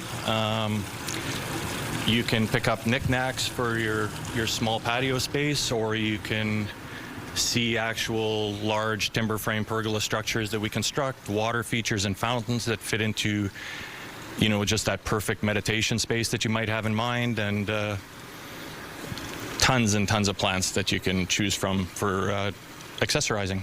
Well, just as an observer too, I've seen a lot of folks almost creating their own structure outside of the home. And cameraman Kenny just walked through it there. Yeah, definitely seeing a not so much a trend, but an evolution of people really trying to maximize every square inch, get maximum value, and create spaces for all sorts of living, whether it be personal health and development, and it's an extension of your indoor living space now. Sports and relaxation and entertaining has to fulfill a multitude of uses now. Yes. It has to. I love it. Come to the Home and Garden Show, where you can find Meadows Way here in the Garden Zone. Coming up at 7:42, we're heading into the house. Okay, and you will be invited for a cup of juice indeed. Thank you, Ainsley. All right, let's go to Terry now. Hopefully it'll warm up, though, real soon so we can enjoy our outdoor spaces. Doesn't that get you excited about it, though? And I'm pretty excited about the temperatures that we're going to be seeing this coming weekend, because even this past weekend, we were barely above the freezing mark, and there were still people hitting up those patios. So you can bet that when we're hitting likely double digits this coming weekend, patios will be packed. Well, maybe not packed, but I'm expecting to see a few more people out there. Listen, some people really like the warmer weather. I think all of us are ready for it. It's -4 with a bit of a breeze. 22 clicks out of the west-northwest. The pressure rising, the humidity sitting at 88%. As far as patios go, okay, maybe touch and go. But I think a lot of people will at least be happy to be spending a little more time outside and perhaps getting ready to get your gardens and yards in order, starting to do a little bit of cleanup. We know now that that snow is disappearing, the garbage is looking pretty nasty, so a little bit of a cleanup will be in order. 4 degrees is where we're headed today. Still slightly below seasonal, but it is going to get better from here. Dropping down to -2 overnight, just a few clouds lingering. Wind should be tapering off later on this morning and staying on the lighter side then throughout the rest of today. Tomorrow is also going to be with lighter winds expected and even more sunshine. Warmer temperatures too, a high of 8 degrees. There are those double digits that I've been talking about all week long, and we've been waiting for the weekend to roll around for more reasons than just the warm weather. I mean, it's the weekend after all, but boy, is it ever going to be a pleasant one. Even on Sunday, seasonal temperatures with some precipitation expected, and then those mild and double-digit temperatures continue throughout next week. Rising water levels are once again threatening Peguis First Nation. There is an insurmountable amount of planning required to protect our community and to ensure our families are safe, our homes are protected, and the most vulnerable are not overlooked. More than 2,000 people were forced out of their homes in 2022 because of widespread flooding. In its latest spring flood outlook, the province's Hydrologic Forecast Center says the Fisher River Basin, where Peguis is located, is once again at an increased risk of flooding. The outlook says the risk stems from an above normal snowpack, delayed spring melt, and an increased likelihood of rapid spring runoff combined with rain potential. In the worst case scenario, peak flows could approach those catastrophic 2022 levels. Transportation and Infrastructure Minister Lisa Naylor says work being done in advance includes meeting with community leaders along the Fisher River and providing sandbagging equipment where it's needed. I know there's a lot of community members working now on that, and there may eventually be a call for volunteers as well. Peguis Chief Dr. Stan Bird says the First Nation is working to clear snow and ice along the river, adding that sandbagging efforts are also underway. The Hydrologic Forecast Center's outlook also notes the Icelandic River, which is near Riverton, continues to face a moderate risk of flooding as late spring runoff approaches. A major step forward for a new rec center in Waverly West. The city is ready to award the contract for the South Winnipeg Recreation Campus. The public service is recommending the city partner with PCL Construction for the first phase of the multi-million-dollar facility on Bison Drive. The report says PCL was the lowest bidder to meet all the requirements at a little more than $71,222,000. The public service is also asking the city to bump up the budget for the project by about $9 million to cover incremental costs for the child care center. However, it says it will be recouped from the province. The Community Services Committee will consider the report Tuesday. The Liberals are now just one seat away from securing a majority government after a longtime Conservative MP, Marilyn Gladue, crossed the floor, leaving many people in shock. We thought absolutely no way would she cross. So now I'm wondering, why did she cross? What did Carney give her? Look at her social media feed. Up until just hours ago, she was trashing and attacking the Liberal government of which she's now proudly a part. This is very cynical and it's very odd. Gladue has been a Conservative MP representing her southwestern Ontario riding since 2015. She even ran for the Conservative leadership in 2020, but was disqualified after the party deemed her ineligible. Gladue is the 5th opposition MP to join the Liberal caucus since November. The move comes ahead of 3 by-elections happening on Monday and the Liberal Party's biannual policy convention, which begins today in Montreal. Court proceedings looking into the legality of an Alberta separation referendum are now entering day 3. We see decisions that are made without us, about us, on lands that were never given up. Yesterday, a crowd gathered at Churchill Square in Edmonton, calling for Albertans' support of First Nations groups who are challenging the constitutionality of Alberta's citizen-led petition process. Sturgeon Lake Cree Nation has asked for an interim order to stop the petition. The review debates whether First Nations concerns should be considered before or after a constitutional referendum question. It also covers the effect an independent Alberta would have on Indigenous treaty rights. Stay Free Alberta supporters are set to speak before the court today. Part of the Eiffel Tower could soon be yours. A piece of the landmark's original staircase is going up for auction next month. There are a couple of catches, one being that you'll need fairly high ceilings to store it. Made of steel and riveted sheet metal, the section for sale is 14 steps and measures 2 3/4 meters high, or about 9 feet. You'll need some deep pockets too. According to the auction site, it is expected to fetch between $193,000 to $240,000 Canadian. We have some road closures to remind you about this morning. The northbound curb lane on Desmarais Street will be closed between Horace and Marion Street. Following the rush, the eastbound curb lane on Portage will be closed from Buchanan to Bedson Street, and the northbound curb and middle lanes on Colony Street will be closed between Webb Place and Ellis Avenue. If you have any other tips, please let us know. Let's look now at your gas prices. The Canadian average is at $1.83. The provincial average is at $1.74. In Winnipeg, the average is $1.75, and the lowest price in the city is $1.57. All this info is on GasBuddy.com. The Price at the Pump is brought to you by the Kidney Foundation. Help by donating your card today. It's -4 right now, feels like -11. There's still a bit of a breeze this morning. It's 22 kilometers per hour out of the west-northwest. The pressure is rising and the humidity is sitting at 88%. Seeing some of that sunshine, a beautiful way to kick off your morning. Mostly the biggest improvement is the lack of snow. Unlike yesterday with that full snow globe effect and the way it stacked up on the streets, well, a lot of that melted yesterday. We did get up to 4 degrees here in Winnipeg. Similar temperatures expected today and far better conditions.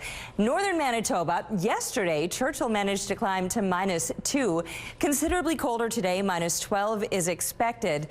The rest of the northern stretch will still be pushing above the freezing mark, quite likely. A few extra clouds, though.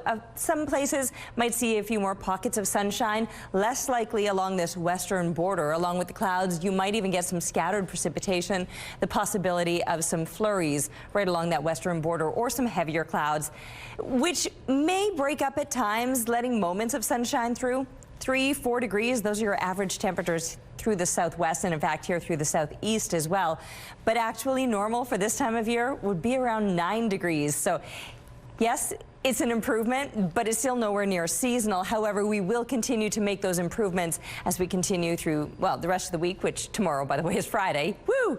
And it could come with pretty much seasonal temperatures. Then double digits for the weekend. What a nice change up that's going to be. And I feel like it's been a month or more since we've talked about above seasonal temperatures. So kicking off the weekend on a beautiful note, maybe a little bit soggy by Sunday, but still those pleasant temperatures should be continuing throughout much of next week. Thank you, Terry. If you're looking to freshen up your indoor space, there are many decor ideas you can find at the Home and Garden Show, where our Ainsley McPhail is live this morning. Hi, Ainsley. Hi, good morning. iDesign Studios' Kristen Hayward joins us now, and she's going to tell us about the best ways we can spruce up our space here at the Home and Garden Show, kicking off at noon today. Kristen, you're going to be speaking. What do people want to know? You know, when I meet with clients, one of the first things they ask me is, what is this project going to cost? And if you haven't done a project in a long time, there's often a really huge disconnect between what people might expect a project to cost and what it actually does. We've seen renovation costs skyrocket in the last 7 years. And so talking about budget and maybe what to expect are some of the things that I'm going to talk about. Well, because you go online and you see these big, beautiful arrangements, you know, okay, I want that. And then when you actually find out, it's like, shoot, what are some ways around this? You know, there's not a ton of ways around it. The market is the market, but there are ways to mitigate costs and increase costs. So that's another thing that I'm going to discuss. But making sure you have your decisions made, making sure that you have your contractors price your project based on your actual selections instead of just sort of budget pricing, so that you know what to expect. And then working with industry professionals to maybe, select materials in such a way that it aligns better with your budget. And you want to have fun with it still. What are some colors and designs you're seeing? So we're seeing a lot of natural textures, organic materials, but people are really looking for design that is timeless, not so much trendy. Because it costs so much, you don't want to have to be redoing things year after year. But if we do want to talk design trends, moody spaces, warmer colors, people want to be in a space that feels like it's giving them a hug. I love that. Okay, thank you so much. What a great way to wrap this up like a bow. We'll see you guys again at 8:06. Thank you, Ainsley. Prime Minister Mark Carney chatted with astronaut Jeremy Hansen on Wednesday about Canadian pride, U.S.-Canada relations in space, and how the mission has inspired people across the country to look up at the moon. Joining us now with more on Carney's call to Artemis II is CTV's Kamil Karamali. Good morning, Kamil. Hey, good morning, Rochelle. Good to see you. You too. Now, there was a lot of talk about Canada's contributions to space exploration. Yep. What did the Canadian astronaut and the Canadian Prime Minister talk about? Yeah, look, you think it's a long-distance call, me to you from Toronto to Winnipeg, but try space to Earth and back. You know what? Jeremy Hansen and Mark Carney shared a few laughs. They talked a lot about Canadian pride and the future of Canada in the role in exploring space. Carney spoke of Hansen's mission as a historic first for Canada and how this is a reflection of Canadian excellence in science and innovation. Hansen spoke specifically, though, about teamwork there. As you can hear some of it, is saying it's all a collective achievement. Was very modest, didn't want to take all the credit for this step forward for Canada, and said, you know, Canada is helping write a page of space exploration as a history here. Also, they both discussed the future of Canadian space exploration. There were a lot of students there. You can see some of them. They were allowed to ask questions. Hansen spoke to students about it being important to take risks, but there was also a few laughs and a few funny moments shared as well, where I'm sure you've seen that viral video of a jar of Nutella floating in space. Here's what Carney had to say in reference to that. Reassurance that the preference is for maple syrup over Nutella on your pancakes in the morning. I hope. Absolutely, sir. I can send Christina to get the syrup right away. All right, a funny moment there, Rochelle. So this was the third and final live Space to Earth call organized by the Canadian Space Agency, and Artemis II now pointed towards Earth, expected to land Friday around 8 p.m. Eastern Time. Now, how would you compare this conversation with Carney compared to Donald Trump's conversation on Monday?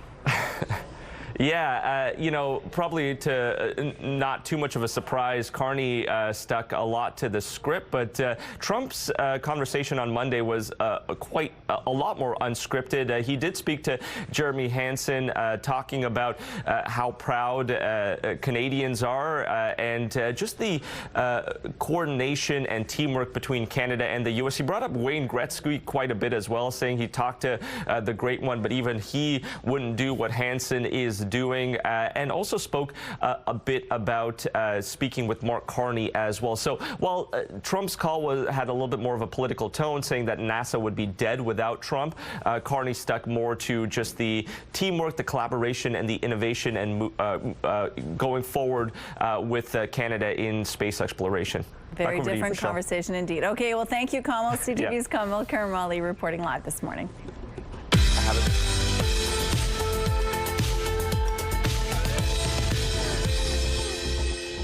Let's see who's celebrating a milestone today. Happy birthday, Becky. Lots of love coming from your family and friends. Happy 31st birthday, Michael. Lots of love from mom and dad. Happy 4th birthday, Leo. Love mom, dad, and Madeline. Happy birthday, Cheryl. Hope this year is your year from family and friends. And a happy 12th birthday to Miguel. Much love from Papa, Mama, and your siblings. To submit your milestone, visit our website, ctvnewswinnipeg.ca, and fill out the form at least 2 days in advance. It'll also enter you into our monthly contest for a chance to win a $100 gift certificate to Party Stuff. Milestones is brought to you by Party Stuff, Winnipeg's balloon headquarters with 3 locations. Weather is brought to you by Blinds Are Beautiful. Our new Hunter Douglas showroom is at 900 Lorimer. All right, 4 degrees is our expected high today, which, by the way, we managed to reach yesterday, so hopefully we'll get there again today. It's still nowhere near seasonal. 9 degrees is normal for this time of year. Last year we did a little bit better than what we're going to do today, getting up to 6.5 degrees. Back in 1977, 26.8. Oof. Honestly, I think a lot of us are just waiting for those above seasonal temperatures. Well, we don't have to wait too much longer yet. We could be getting to almost seasonal by tomorrow and then above normal for the coming weekend. -4 at the moment, so slightly below seasonal with a 22K wind right now out of the west-northwest. The pressure is rising, humidity sitting at 88%. But the conditions are pretty pleasant this morning. Not the snow that we saw yesterday. Instead, some sunshine hanging over us or shining above. But we will notice a few more clouds building up through the day. I've already noticed that just over the course of the morning, the increasing clouds moving in. Parts of northern Manitoba might even see some light and scattered snow. We are not likely to see that here in the south. We're getting a pass today.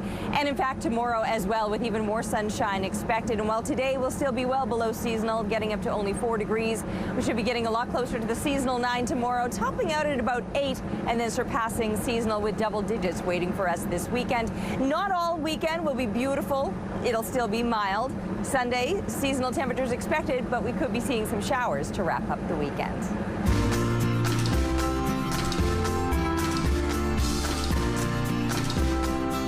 They use their voices for years to teach children in Manitoba, but today a group of retired teachers is raising their voices in song. The Retired Teachers Choir is putting on a spring concert to raise money for Cancer Care Manitoba. And joining us now are Bill Quinn, the choir director of the Retired Teachers Association of Manitoba, and cancer survivor and jazz vocalist Nadia Douglas. Hello to both of you. Hello, Rochelle. Nice to meet you. Well, nice to have you here in our studio. Thank you so much for doing this. Now, this choir is fairly new. Yes. Started in 2024. How did it all begin, and where is it at now?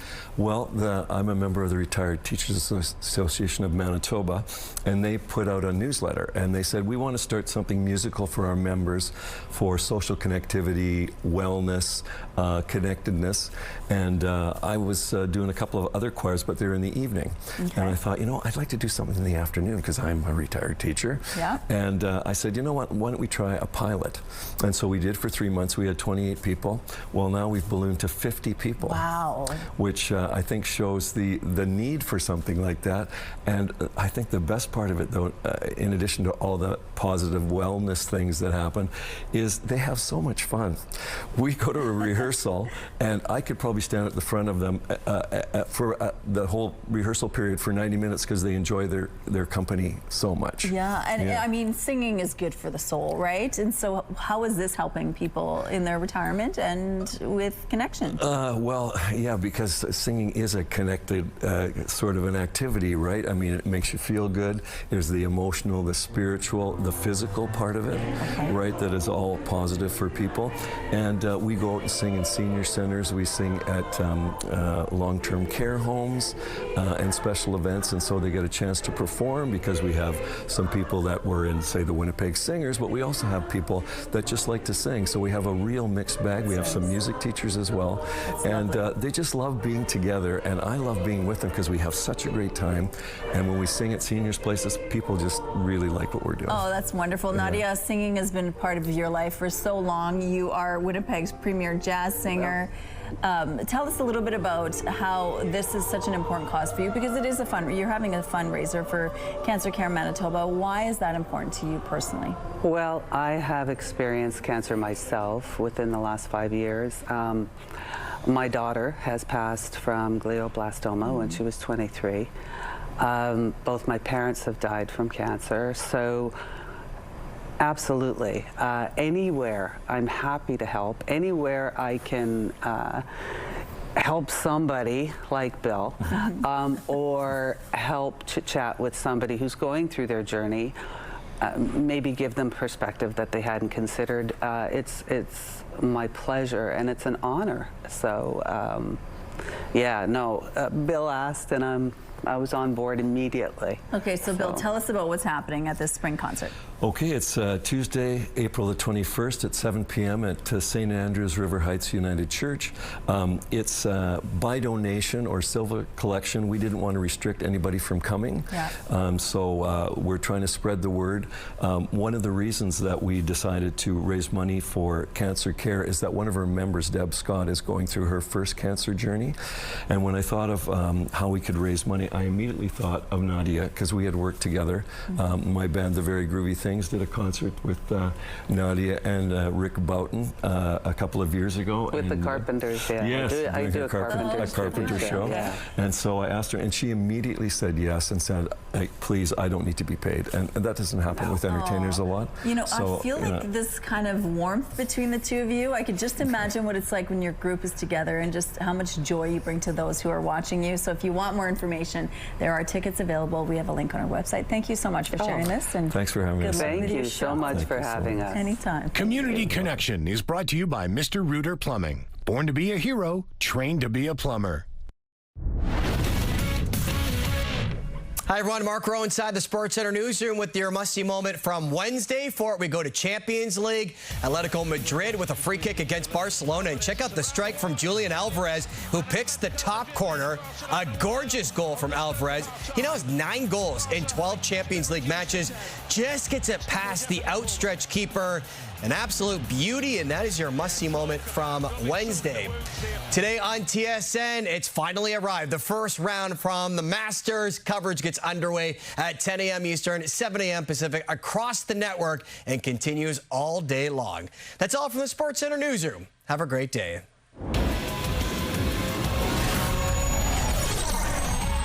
The TSN must-see moment is brought to you by Super Blinds and Draperies, featuring Hunter Douglas products.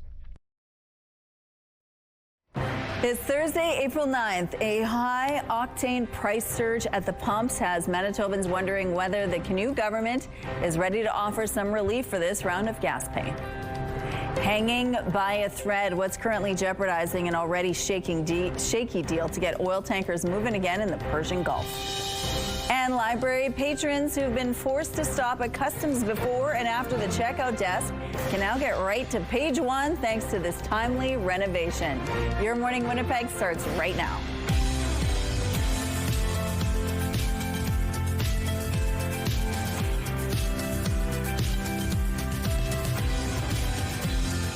Good morning, Manitoba. It's 8 o'clock on your Thursday. Thank you so much for staying with us here on Your Morning Winnipeg. Now, on Saturday, the Jets are facing the Philadelphia Flyers. Yeah. It's really getting intense for the Jets. I know. They're really trying to get that spot in the playoffs. Hopefully they can get it. But on Saturday's game, it's actually going to be Parkinson's Awareness Game Day. And so some of the funds will be in support of some of the Parkinson's issue, the Movement Center here, as well as U-Turn Parkinson's, which we've talked about many times on our show. So we're going to talk a little bit more about that and the importance of raising awareness about Parkinson's and raising funds, of course. Okay. Let's talk about the weather, though. Okay, yeah, let's do it. Yesterday, today? I would have said, let's talk about anything but the weather. Different story today. The sun is shining. It's looking gorgeous out there. Sure, it's still a little bit cool. I mean, a little bit. So -3 would be a normal low temperature. We're sitting just below that at -4. Feels more like -11 though once you're factoring in that breeze, which is 22 kilometers per hour out of the west-northwest. The pressure rising and the humidity sitting at 88%. That sky though, so much better than yesterday. Enjoying some sunshine as opposed to the swirling snow. Now, we have been watching some clouds moving in and we'll likely see more of them throughout the day today. It's mostly along the western border though where you'll deal not just with clouds, perhaps some scattered snow. You'll see more of that developing throughout the afternoon today. There you can see it, and then into the evening time, really settling into parts of east central Manitoba. Not likely to deal with much of that here in the south. So thankfully we're getting a break from the snow. We certainly saw plenty of it yesterday. Although a lot of that did end up melting, and those puddles will continue to grow. More melting expected with the temperatures that we're going to be seeing over the next couple of days. And the conditions will be improving, not just the temperatures. A lot more sunshine expected for tomorrow and into Saturday as well. Temperatures on the rise. We'll get up to pretty much seasonal tomorrow. We'll call that a win. 9 degrees is normal for this time of year, but double digits waiting for us this weekend. Now, by Sunday, those puddles could also be the result of more precipitation in liquid form, but after that, it's still looking really good, pleasant, and some sunshine as we continue throughout next week. And our lovely Aubrey Lynn painted this beautiful picture for us. So please keep sending your artwork to us. We'd love to see more of it. You can now enter through our website, ctvnewswinnipeg.ca. And as you're entering your art, you're also entered to win a $100 gift card from Crockadoodle on Kenniston. The weather art of the day is brought to you by Crockadoodle Paint Your Own Pottery. Make memories that last forever. Could relief be coming to Manitoba drivers feeling the pain at the pump? That's the big question on everyone's mind after our premier hinted it may once again be time to cut the provincial gas tax. All the member opposite can talk about is Avi Lewis. Yeah. Good signs of things to come for the federal party in the future, maybe. People are getting excited and fired up. But here in Manitoba, we're focused on you. That's right. We cut the gas tax once, maybe we'll do it again. Oh. Canoe wasn't made available to the media after making those comments, nor was he available Wednesday. So we couldn't follow up with any further questions, leaving all of us to guess about just how seriously he is considering a gas tax cut. However, this wouldn't be the first time Canoe has done this. In 2024, he temporarily suspended the provincial fuel tax for a year to help Manitobans cope with rising federal carbon taxes on gas. And recently, Canoe called that the most important thing ever done by a provincial government in Manitoba. And as gas prices skyrocket thanks to the war in Iran, calls are growing for Canoe to provide drivers with some relief.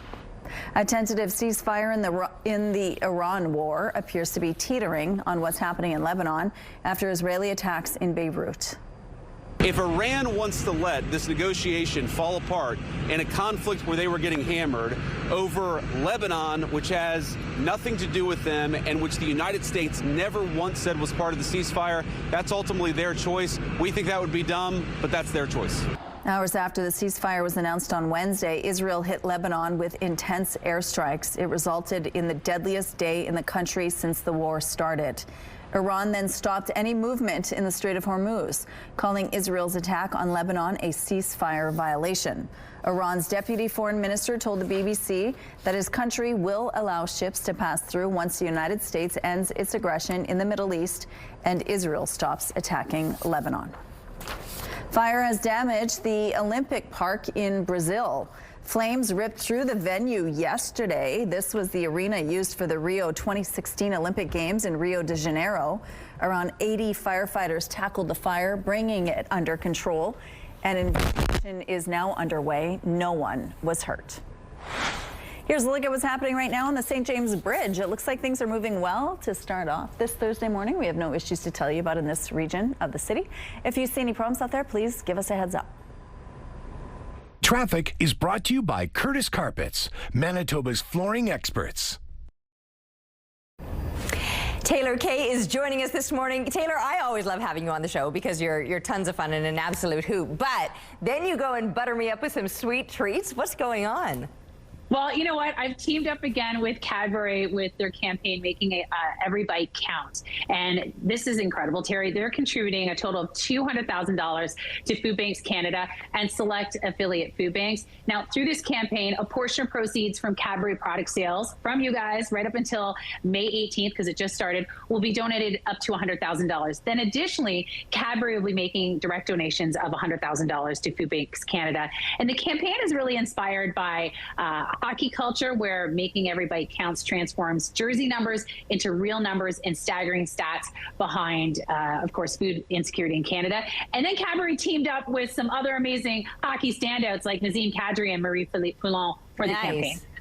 This is also amazing. I mean, first of all, you've got a little bit of star power behind it now. Yeah. But filling bellies, like, I love when big brands go and, you know, put their money where their mouth is, or where the young one's mouth is, right? And actually do some really great things.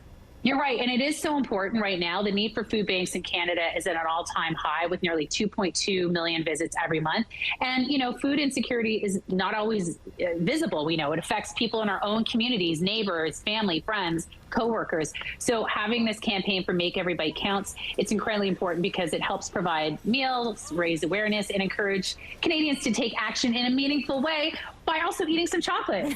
I don't need permission or any incentive to eat more, but this is the added incentive that I, like I said, didn't need. What's your favorite?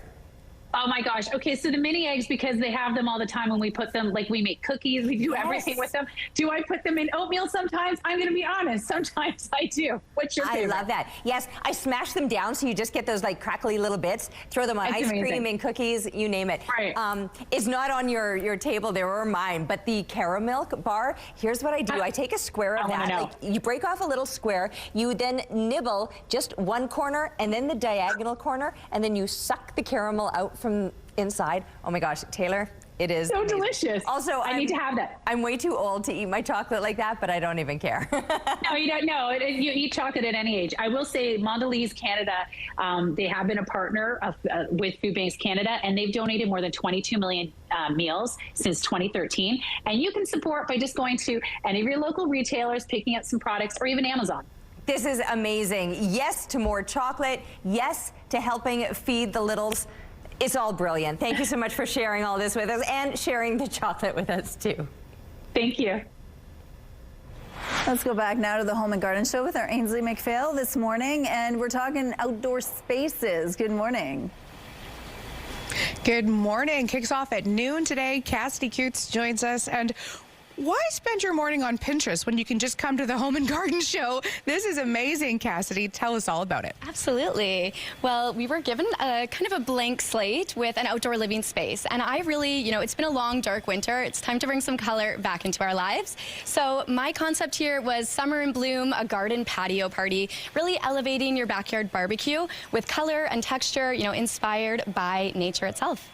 And you're playing with all of those things, but these are items you can just pull from the kitchen. Absolutely. I think, I personally love hosting, but it can be a little bit overwhelming sometimes hosting a large, event or get together. So what I love to do is take things that I already have in my home and repurpose them. So for example, the citrus fruit just grabbed right out of your fruit bowl in the kitchen.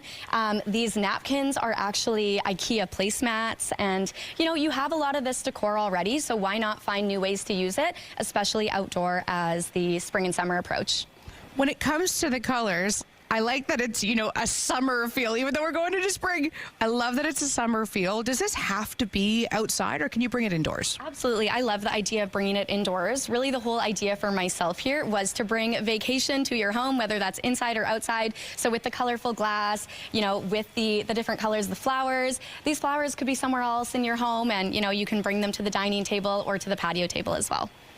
You mentioned that you love hosting dinner parties. What is a go-to for you? Even if it's not on this table right now, what should people at home know? I think one of my favorite things to do to, again, really elevate that dinner party is create a little menu. So you can see here, I have a little invitation and then a menu that I created on Canva. Super easy, but printed out, you can have a little bit of an idea for your guests, what will be served this evening, and it really just adds to the theme and the overall feel. I love that because it is so beautiful, but you can literally just write hot dogs. Like, it doesn't, you don't have to be a chef. It can just appear like you're going to a fancy restaurant. Absolutely. You know what? It's Winnipeg this time of year. Anything we can do to make it feel like summer. As I mentioned, Home and Garden Show today at noon. Come on by. Okay, thank you, Ainsley. I just can't wait to get out on my deck and put some throw pillows out there and the umbrella. I just can't wait. You and all of us, I know. Even last week, we were, I think, 3 degrees and people were hitting up patios. So you can bet at double digits this coming weekend, we're going to see more of that. And yes, people just itching to get into the warmer, more spring-like weather. We're looking right now through the CTV Live Eye, brought to you by Bathfitter, exclusive home of the PermaFit solution. Beautiful shot out there. We're seeing mainly clear skies. There's a few clouds that have been building up over the course of the morning, and we may see a few more of them throughout the day today. As far as temperatures go, though, -4. That's just barely below seasonal. We'll take it as a win because this morning that -4 doesn't come with the swirling snow that we were seeing yesterday morning. -8 over in Brandon, -8 in Dauphin as well. And then we're starting to see some minus double digits further into more of central Manitoba. The northeast a little bit cooler today into those minus double digits. Minus single digits, though, mid-minus single digits for much along the western border. That's where there's going to be some clouds, though, and maybe a little bit of late and scattered snow. Churchill yesterday ended up getting to a high of -2. You're not going to do as good today, getting up to about -12 this afternoon. Most of us are actually going to be a few degrees below seasonal, but again, the conditions have improved greatly from where we were sitting yesterday. We will see more of these clouds moving in, and along that western border, the possibility of some scattered snow. As we continue through the day today, though, pockets of sunshine. We'll enjoy whatever Mother Nature continues to bless us with, getting up to about 3 degrees by the time kids are coming home from school, with 4 our expected high temperature for today. Now, I mentioned that's below seasonal because 9 is normal for this time of year, but we'll get a lot closer tomorrow with a lot more sunshine to enjoy. And then, yes, those double digits above seasonal temperatures for the weekend, at least to kick it off. Sunday could see some showers passing through, slipping just slightly beyond that, but that sunshine coming back again and really pleasant temperatures expected through much of next week. We're taking a break right now, but we'll be back with Your Morning Winnipeg.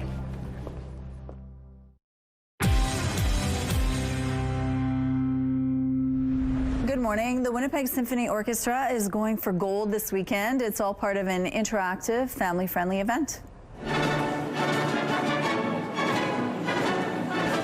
Called the Orchestra Games, symphony musicians are set to become musical athletes for the night. Instruments will compete in displays of speed, skill, and harmony. Each event will feature a piece inspired by different countries, including India and South Korea.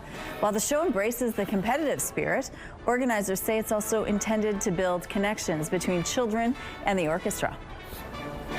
I think this is really important to connect the kids to the orchestra in an accessible way, because oftentimes they don't get the opportunity to see the orchestra because a lot of the shows are for more, the movies or the classic series are not necessarily things that kids would want to go to. So it's great that we have this series so that it's really, really geared towards the kids.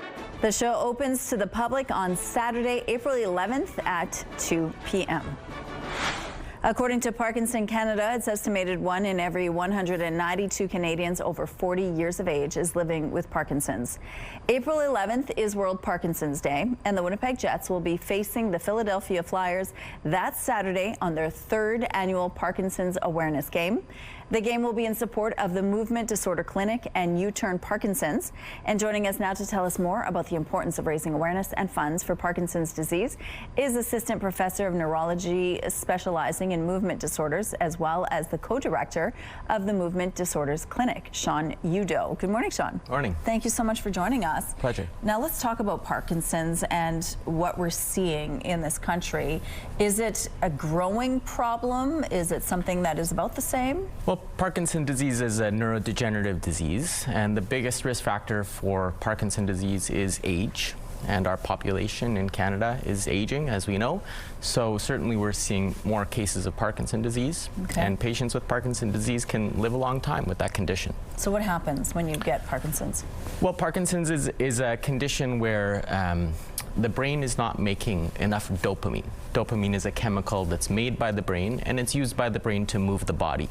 And you can think of it like engine oil. So if you don't have enough oil in the engine, then the pistons of the engine will be slow and stiff and shaky. Mm-hmm. And if you don't have enough dopamine in the brain, then the body moves slowly and stiffly and shaky. So people with Parkinson's can have symptoms of slowness and stiffness and shakiness, which can affect their movement. And there are also a number of other non-movement features that can be associated with Parkinson's. What do we know that causes it? The cause of Parkinson's disease is still a bit of a mystery. We think it's a multifactorial problem that includes some genetic predispositions, which act sort of like a loaded gun, and then some environmental triggers which sort of pull the trigger for Parkinson's disease. Okay, and there's no cure? There's no cure yet. Okay, and that's the concerning part as well. People, when they get that diagnosis, it almost feels like sort of really sad and really hard to acknowledge that. But there are things people can do to sort of mitigate the issue, right? How so? Definitely. Well, so in the Movement Disorder Clinic, we focus on medical management of Parkinson's disease. So we have a way to replace the missing dopamine in the brain. Okay. It's a medication called levodopa carbidopa, which has been around for more than 50 years. and is very effective for a long time. We also try to manage a number of other symptoms, and we have a multidisciplinary team with a physiotherapist, occupational therapist, swallowing specialist, a nurse, a dietitian, and a social worker. So we're very lucky to have that sort of team here in Winnipeg serving Manitobans. And exercise, we know, is very important in Parkinson's disease. So we encourage people to get their heart rates up for at least 20 minutes a day, if not longer. And U-Turn Parkinson is a community gym, which is really important to help to empower people. Okay, so the Winnipeg Jets game on Saturday. Winnipeg Jets' own Kyle Connor is an ambassador for the initiative. His father had Parkinson's, his grandfather had Parkinson's. What do you want people to know about the importance of this event on Saturday and why it's an important cause for you and a fundraiser? Well, it's important for the two organizations that it's supporting. So U-Turn Parkinson's, as I mentioned, a community gym, which just recently got a new location, and I think are looking to expand. And then for the Movement Disorder Clinic, we need to expand our clinic. Right now we have 4 neurologists in the clinic, and 2 of the neurologists are full in terms of their practices, and the other 2 of us have an 18-month wait list to see a new patient, which is really unacceptable, although that's sort of close to the national average, but it's still a very long time for somebody to wait to find out if they have Parkinson's disease and be started on treatment. So we know that the funding that's going to be coming from this game will help to support the expansion of our clinic. Well, that's good news. And if you want more information, of course, we have a link on our website. Thank you. Thank you. All right, it's looking pretty good out here this morning. I mean, it's looking spectacular compared to yesterday's snow globe that we woke up to. Today, we do have slightly below seasonal temperatures, but we will make some improvements, although even as we do, we're going to remain a little below seasonal. -4 right now feels like -10 once you're factoring in that wind. It's 20 kilometers per hour out of the northwest with the pressure rising and the humidity sitting at 83%. Mostly blue sky. I have noticed the few clouds that have been increasing over the course of the morning, and we could see more of that throughout the day today. But partly sunny conditions will at least call that a win. Again, compared to yesterday, everything is looking so much better. A lot of that snow ended up melting yesterday. We got up to 4.2 degrees. We're likely going to hit similar numbers today, around 4 degrees expected as our high here in Winnipeg, with similar temperatures expected across the province. Right up into northern Manitoba, you can again expect some low plus digits. But some heavier clouds and maybe some scattered snow will be making an appearance, especially in the northwest for later this afternoon, and then pushing into more of east central Manitoba into the evening or overnight.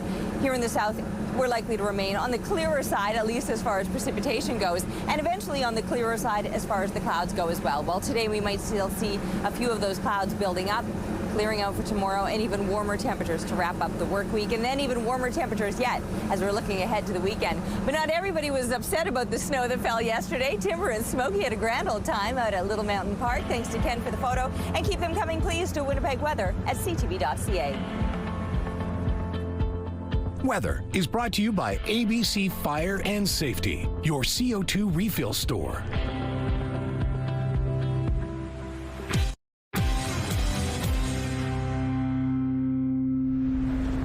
Helping us put a little spring into our step as we transition into the season, Natalie Sexton is joining us this morning. Good morning, Natalie. Good morning. So good to see you. So good to see you. I always love when you stop by, and mostly, I mean, I love having you join us anytime, but because you always bring such great tips and on a little bit of a fashion-forward note, too. Always. You know, I love to incorporate fashion any way I can. So let's start off with glasses. Ooh. Specsavers, a great spot in store and at specsavers.ca. They have a really cool option, Terry, that you can actually virtually try on any of the glasses that you like that are available in store and online. It's a really fun way to try things on, and it's very user friendly, so don't be intimidated by that.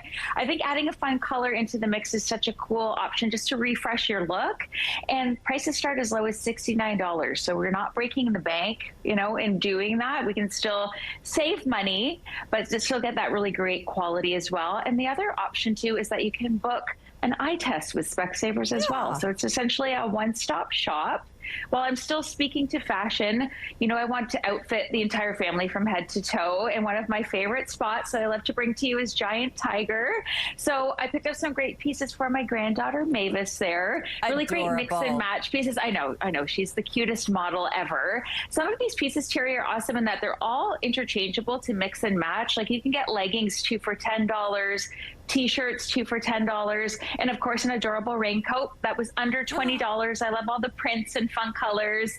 That also goes for the adults. You can see that I was definitely in store shopping as well. And I think adding, you know, a great dress into the mix, maybe a couple of floral dresses for spring. And then of course I'm always about the denim, whether it's a great denim jacket, a denim dress. All the pieces that I'm showing you are under $30 as well. Very nice. Love those price points. Of course, before we're getting into like this summer dress season, we got to get through puddle season too. I'm telling you, it is messy out here, Natalie. I know, and I've got you covered from Baffin. You know, I love Baffin. They're a hometown brand. You'll find them at baffin.com. So we're moving out of the winter boots at least, but we need some great rubber boots. I've got Mavis in those cute ice castle boots. You can do a fun color. I love that they have the removable liner too, so we can move them from winter to spring with ease. They have these really cool patio clogs as well. I think those are so fun, like great for gardening and camping and easy throw on, waterproof. And of course our tall welly style boots, the storm boots. And then I really think this beautiful sea green color is absolutely gorgeous. So that's their Brook boot. Now we're covered. We've got our fashion covered. We've got our eyes ready to roll. Let's talk about maybe adding something into self-care routine from Orange Naturals. Orange Naturals you'll find at Shoppers Drug Mart, but I'm sharing their liquid collagen today. It actually has proven results in 28 days for firmer, smoother skin. It's a delicious orange flavor. It's easy to add into your everyday skincare routine, and it's going to really boost your natural collagen production and hydration. It's a nice one to pair with their highest skin supplement as well for that extra hydration too. Excellent and easy to find. You've got us covered up. For those of us that have been just waiting for spring to come, these are some great things to get us excited for the season. Thanks, Terry. We have a traffic alert to tell you about now. The WFPS, the Winnipeg Fire Paramedic Service, has closed the southbound curb and middle lanes due to a fire on Main at Logan. The southbound Main is one lane only from Logan to Alexander and to the Disraeli, so expect some significant delays in those parts of the city. We'll be right back. Beautiful start to your morning. A little bit cool. Only slightly below seasonal though. -3 is the normal low. We're just below that at -4, but at least the sun is shining and it's looking good out there. And the breeze moderate 20 clicks out of the northwest. The pressure is rising and the humidity sitting at 83%. It is nice to see a little bit of blue sky contrasted against the swirling snow that we were waking up to yesterday. In fact, a lot of that snow ended up melting over the course of the day. A lot of it from the streets, sidewalks too. We got up to 4.2 degrees yesterday, and similar temperatures are expected today. And we're already in a better place than yesterday because it's without all of that snow after it melted. So we will be in for more pleasant conditions, even though it's going to be a little bit below seasonal once again. So 4 degrees on tap for today with winds that'll ease as we continue on through the day. Winds today will be out of the west at about 15 kilometers per hour. And then overnight temperatures dropping down to -2, but the clouds continuously clearing. Tomorrow, a lot more sunshine expected and a lot more heat as well. 9 degrees is normal for this time of year. Tomorrow could be the closest that we've been, I think, since all of March and into part of April now, since we've been back to normal temperatures, or at least close to it, but maybe even above seasonal temperatures expected into the start of the weekend. So Saturday looking gorgeous, 12 degrees on tap. Still with those seasonal temperatures through the rest of the weekend, but some heavier clouds and some possible showers to wrap things up on Sunday. Next week is still looking good, though, with those double-digit temperatures and a little bit of sunshine, too. Thank you, Terry. Big news for those who live in or visit Riding Mountain National Park. Motorized watercraft will be allowed to return to Clear Lake this season. But Parks Canada says it will come with some conditions. This includes a mandatory tagging program for boats, meaning they will only be able to operate in Clear Lake and nowhere else. Other measures include an expanded no-wake zone to help protect shorelines, 2 days a week where motorized watercraft cannot operate, and dawn and dusk quiet periods for non-motorized craft exclusively. A ban was put in place last year after zebra mussels were discovered in 2023. As the saying goes, when a window of opportunity closes, another door opens. Canadian visitors, anyone who doesn't want to go through an official port of entry in the United States to use the official American door, now they're going to be able to use that one. The library in Stansted, Quebec, sits on the Canada-U.S. border. For decades, Canadians were allowed to roam around the building, but last year, the U.S. decided to limit access. Canadians now have to drive down the street and go through a border crossing to get to the front door. To solve the problem, the library has built a new Canadian door. The official ribbon cutting is set for June. Canada's Corey Connors is remembering the lessons he learned last year as he heads into this year's Masters. Last year, I put myself in position heading into Sunday, and tried to force things a little bit. All learning experiences, but you definitely need 4 solid rounds out here, and that has eluded me, throughout my Masters career. Connors finished tied for 8th last year at 5 under par. He's one of 3 Canadians in the field, along with Nick Taylor and former champion Mike Weir. You can watch the Masters on TSN and CTV. Canadian astronaut Jeremy Hansen and the rest of the Artemis crew received the ultimate long-distance phone call from the Prime Minister last night. CTV's Geneviève Beauchemin on the chat, and the gift Hansen is bringing back with him. We've all been watching and inspired. Prime Minister Mark Carney dialed up Canadian pride as he reached astronaut Jeremy Hansen and his 3 American colleagues en route back to Earth. And his first question about collaboration, a nod to Canada-U.S. relations, well, in space. I mean, this is such a unique example for the world and beyond. You can see we got our flags here together. We're better together. Carney did have a pointed question regarding a jar of Nutella that was spotted floating through the capsule earlier in the mission. One point of reassurance that the preference is for maple syrup over Nutella on your pancakes in the morning. Absolutely, sir. I can send Christina to get the syrup right away. That's the syrup floating by. Moments of levity mixed with talk of the risks of spaceflight and what the mission has meant to so many Canadians. All of you 4 have been really, really good news. Industry Minister Mélanie Joly also spoke to Hansen about good news in space at a time of difficult news here on Earth. A moment of unity in the midst of difficult geopolitical times.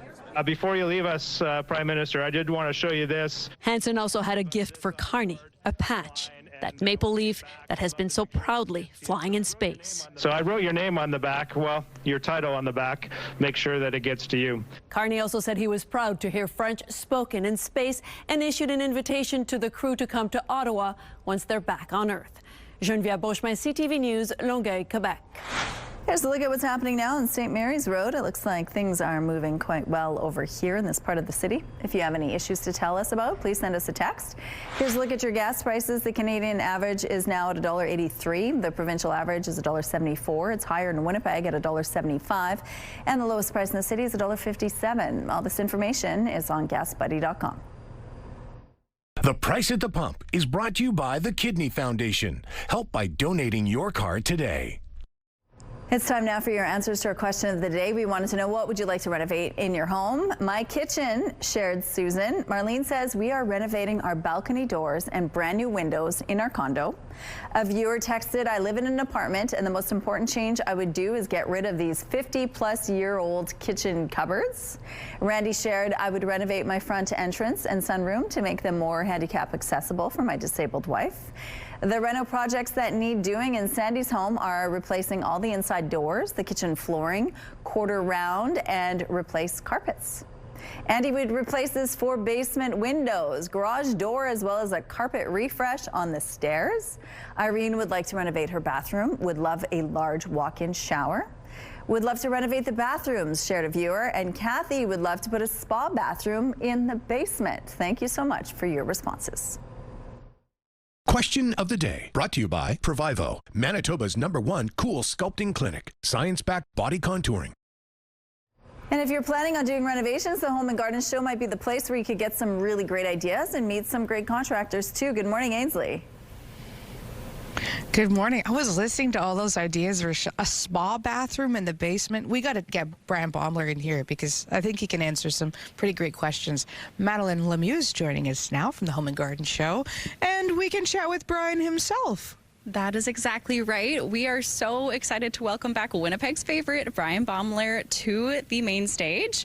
He's going to be here on Friday at 5 p.m., Saturday at 1 p.m., and he's going to be answering our guests' most, hot questions, whether it's what's going on behind the scenes on the show or, all the things, all the lore that people want to know about Brian Baumler. So lots of ways to get those questions in and get them answered live on stage. People have come before many, many times. What's new? Well, this year we have a couple great new features. We have the outdoor living studio. That's a great place to get your inspiration for your patio, all the refreshes that we need to do for the spring.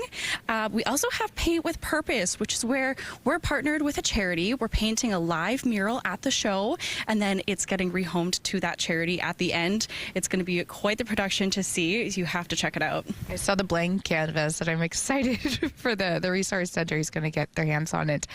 When it comes to what people can obtain, everything from mattresses to whirlpools. Absolutely, and plants galore. We really do have it all here at the show this year. Give some more examples because there's hundreds of vendors. Yeah, absolutely. We have 260 exhibitors at the show this year.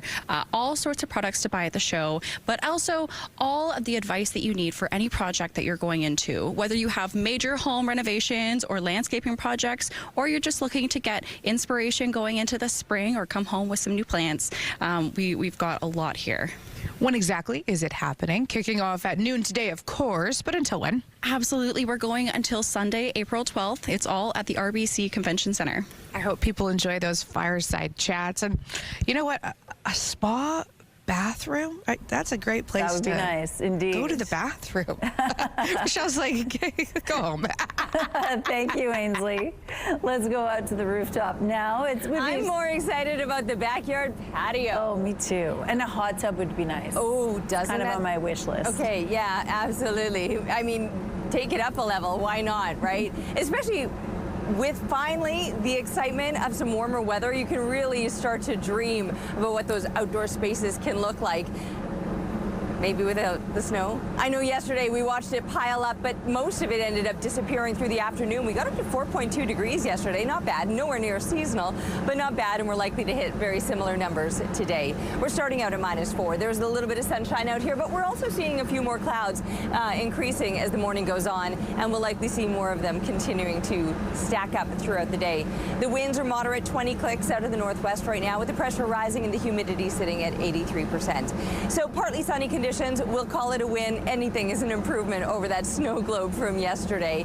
The temperatures themselves, not much of an improvement, but pretty close to where we were yesterday. And the improvements are still to come because tomorrow we could get up to almost seasonal values for the first time in what I think has probably been 5 to 6 weeks since we've talked about seasonal or above seasonal temperatures, and that's what we're expecting into the weekend. With a little more sunshine as these clouds clear out. Tomorrow quite sunny. Saturday still enjoying some of that sunshine, but likely to see it disappearing by Sunday with some possible showers to wrap up the weekend, but still some pleasant temperatures to continue throughout next week. We're taking a break right now, but we'll be back with Your Morning Winnipeg. Weather is brought to you by Canadian Footwear, helping you find the perfect fit.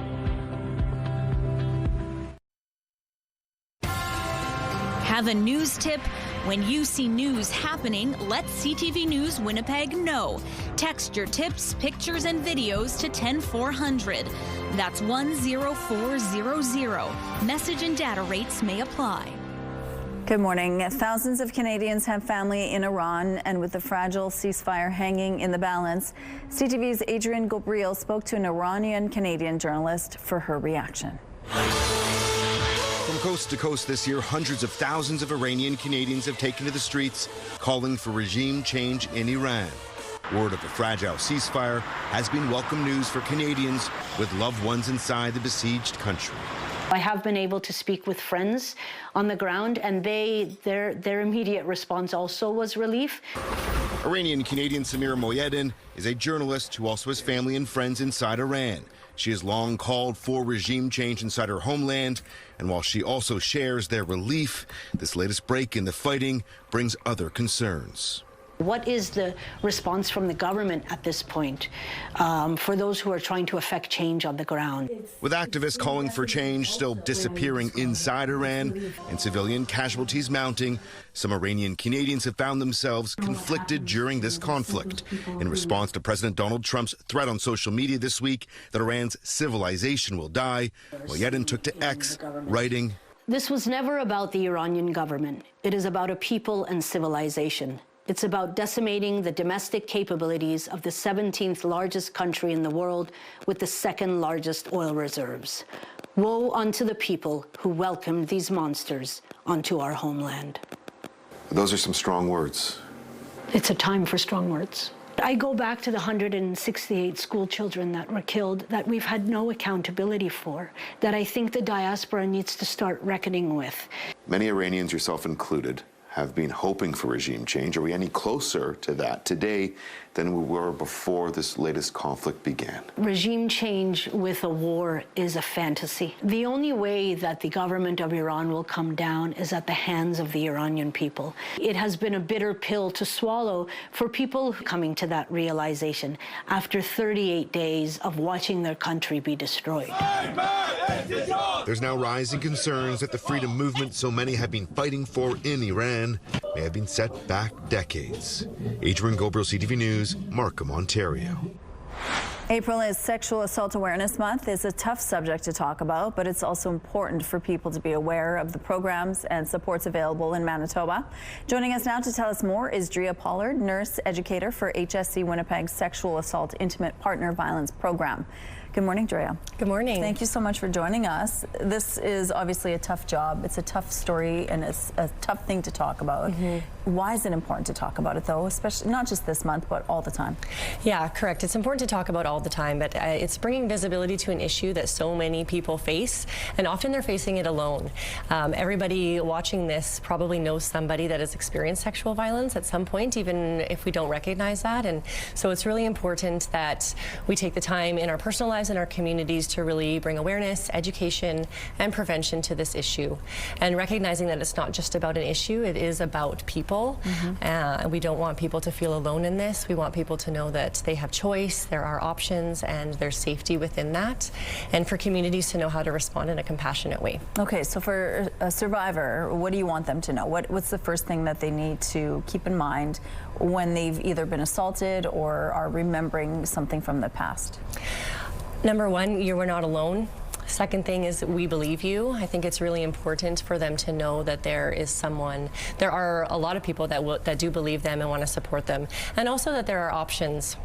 Options for medical care, options for reporting, DNA collection, evidence collection, if that's something that they choose. But everything is really up to the survivor, and there are resources available. Obviously, if it's an emergency, we say contact 911, but our program provides 24/7 care and support to survivors 14 years of age and older throughout the province of Manitoba. And so we can just have a conversation to see what options they would like to participate in. When you meet with these survivors and you chat with them, you actually see them sort of relax because they know they're being heard and they're being believed, right? Absolutely. Yeah, when they come to see us, they do have to present to either adult or children's emergency at Health Sciences Center, but our nurses are, they come as soon as possible. So when a survivor does present to hospital, they can just tell the triage nurse that they're there to see the forensic nurse. They don't have to go into their story.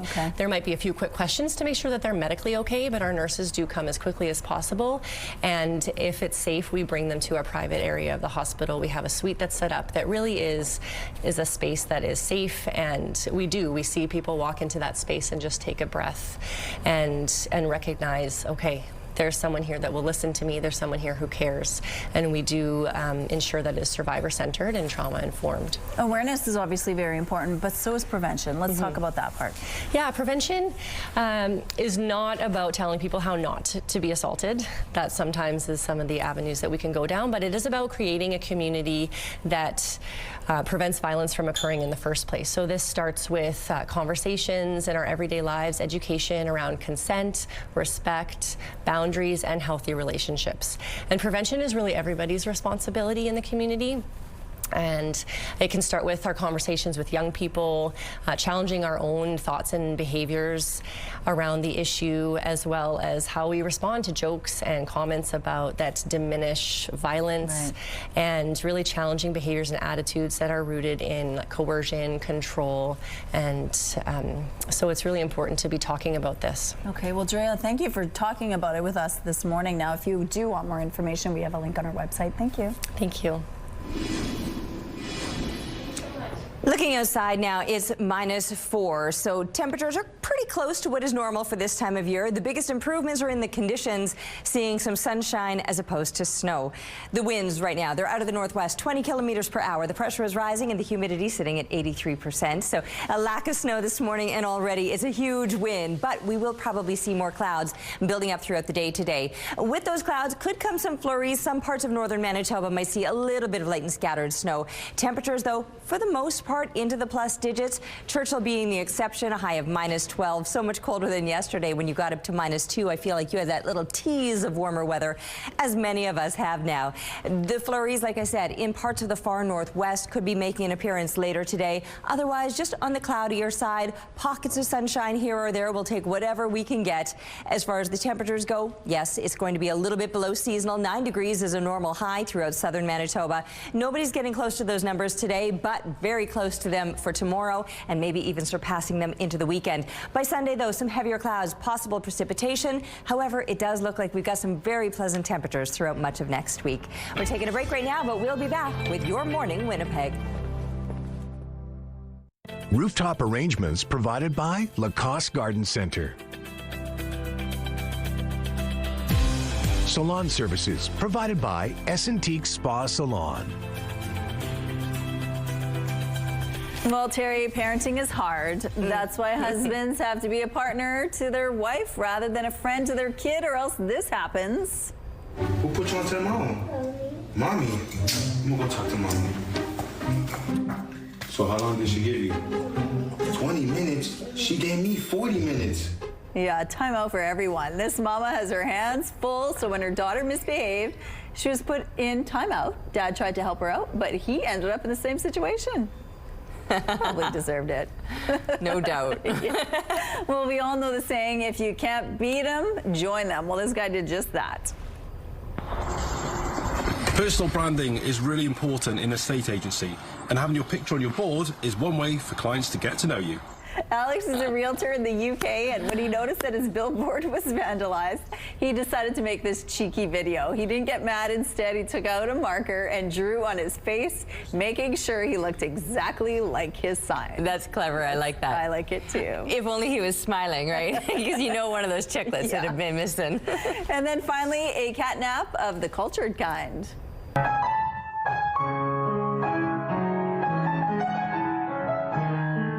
The cat is catching Z's while his owner plays the piano. Watch his ears twitch as he dreams on the keys. Apparently, he's alive. Chopin is his favorite sleepy time composer. I don't know if I could do it, but this cat certainly can. Have a wonderful day. Have a nap. We'll see you tomorrow.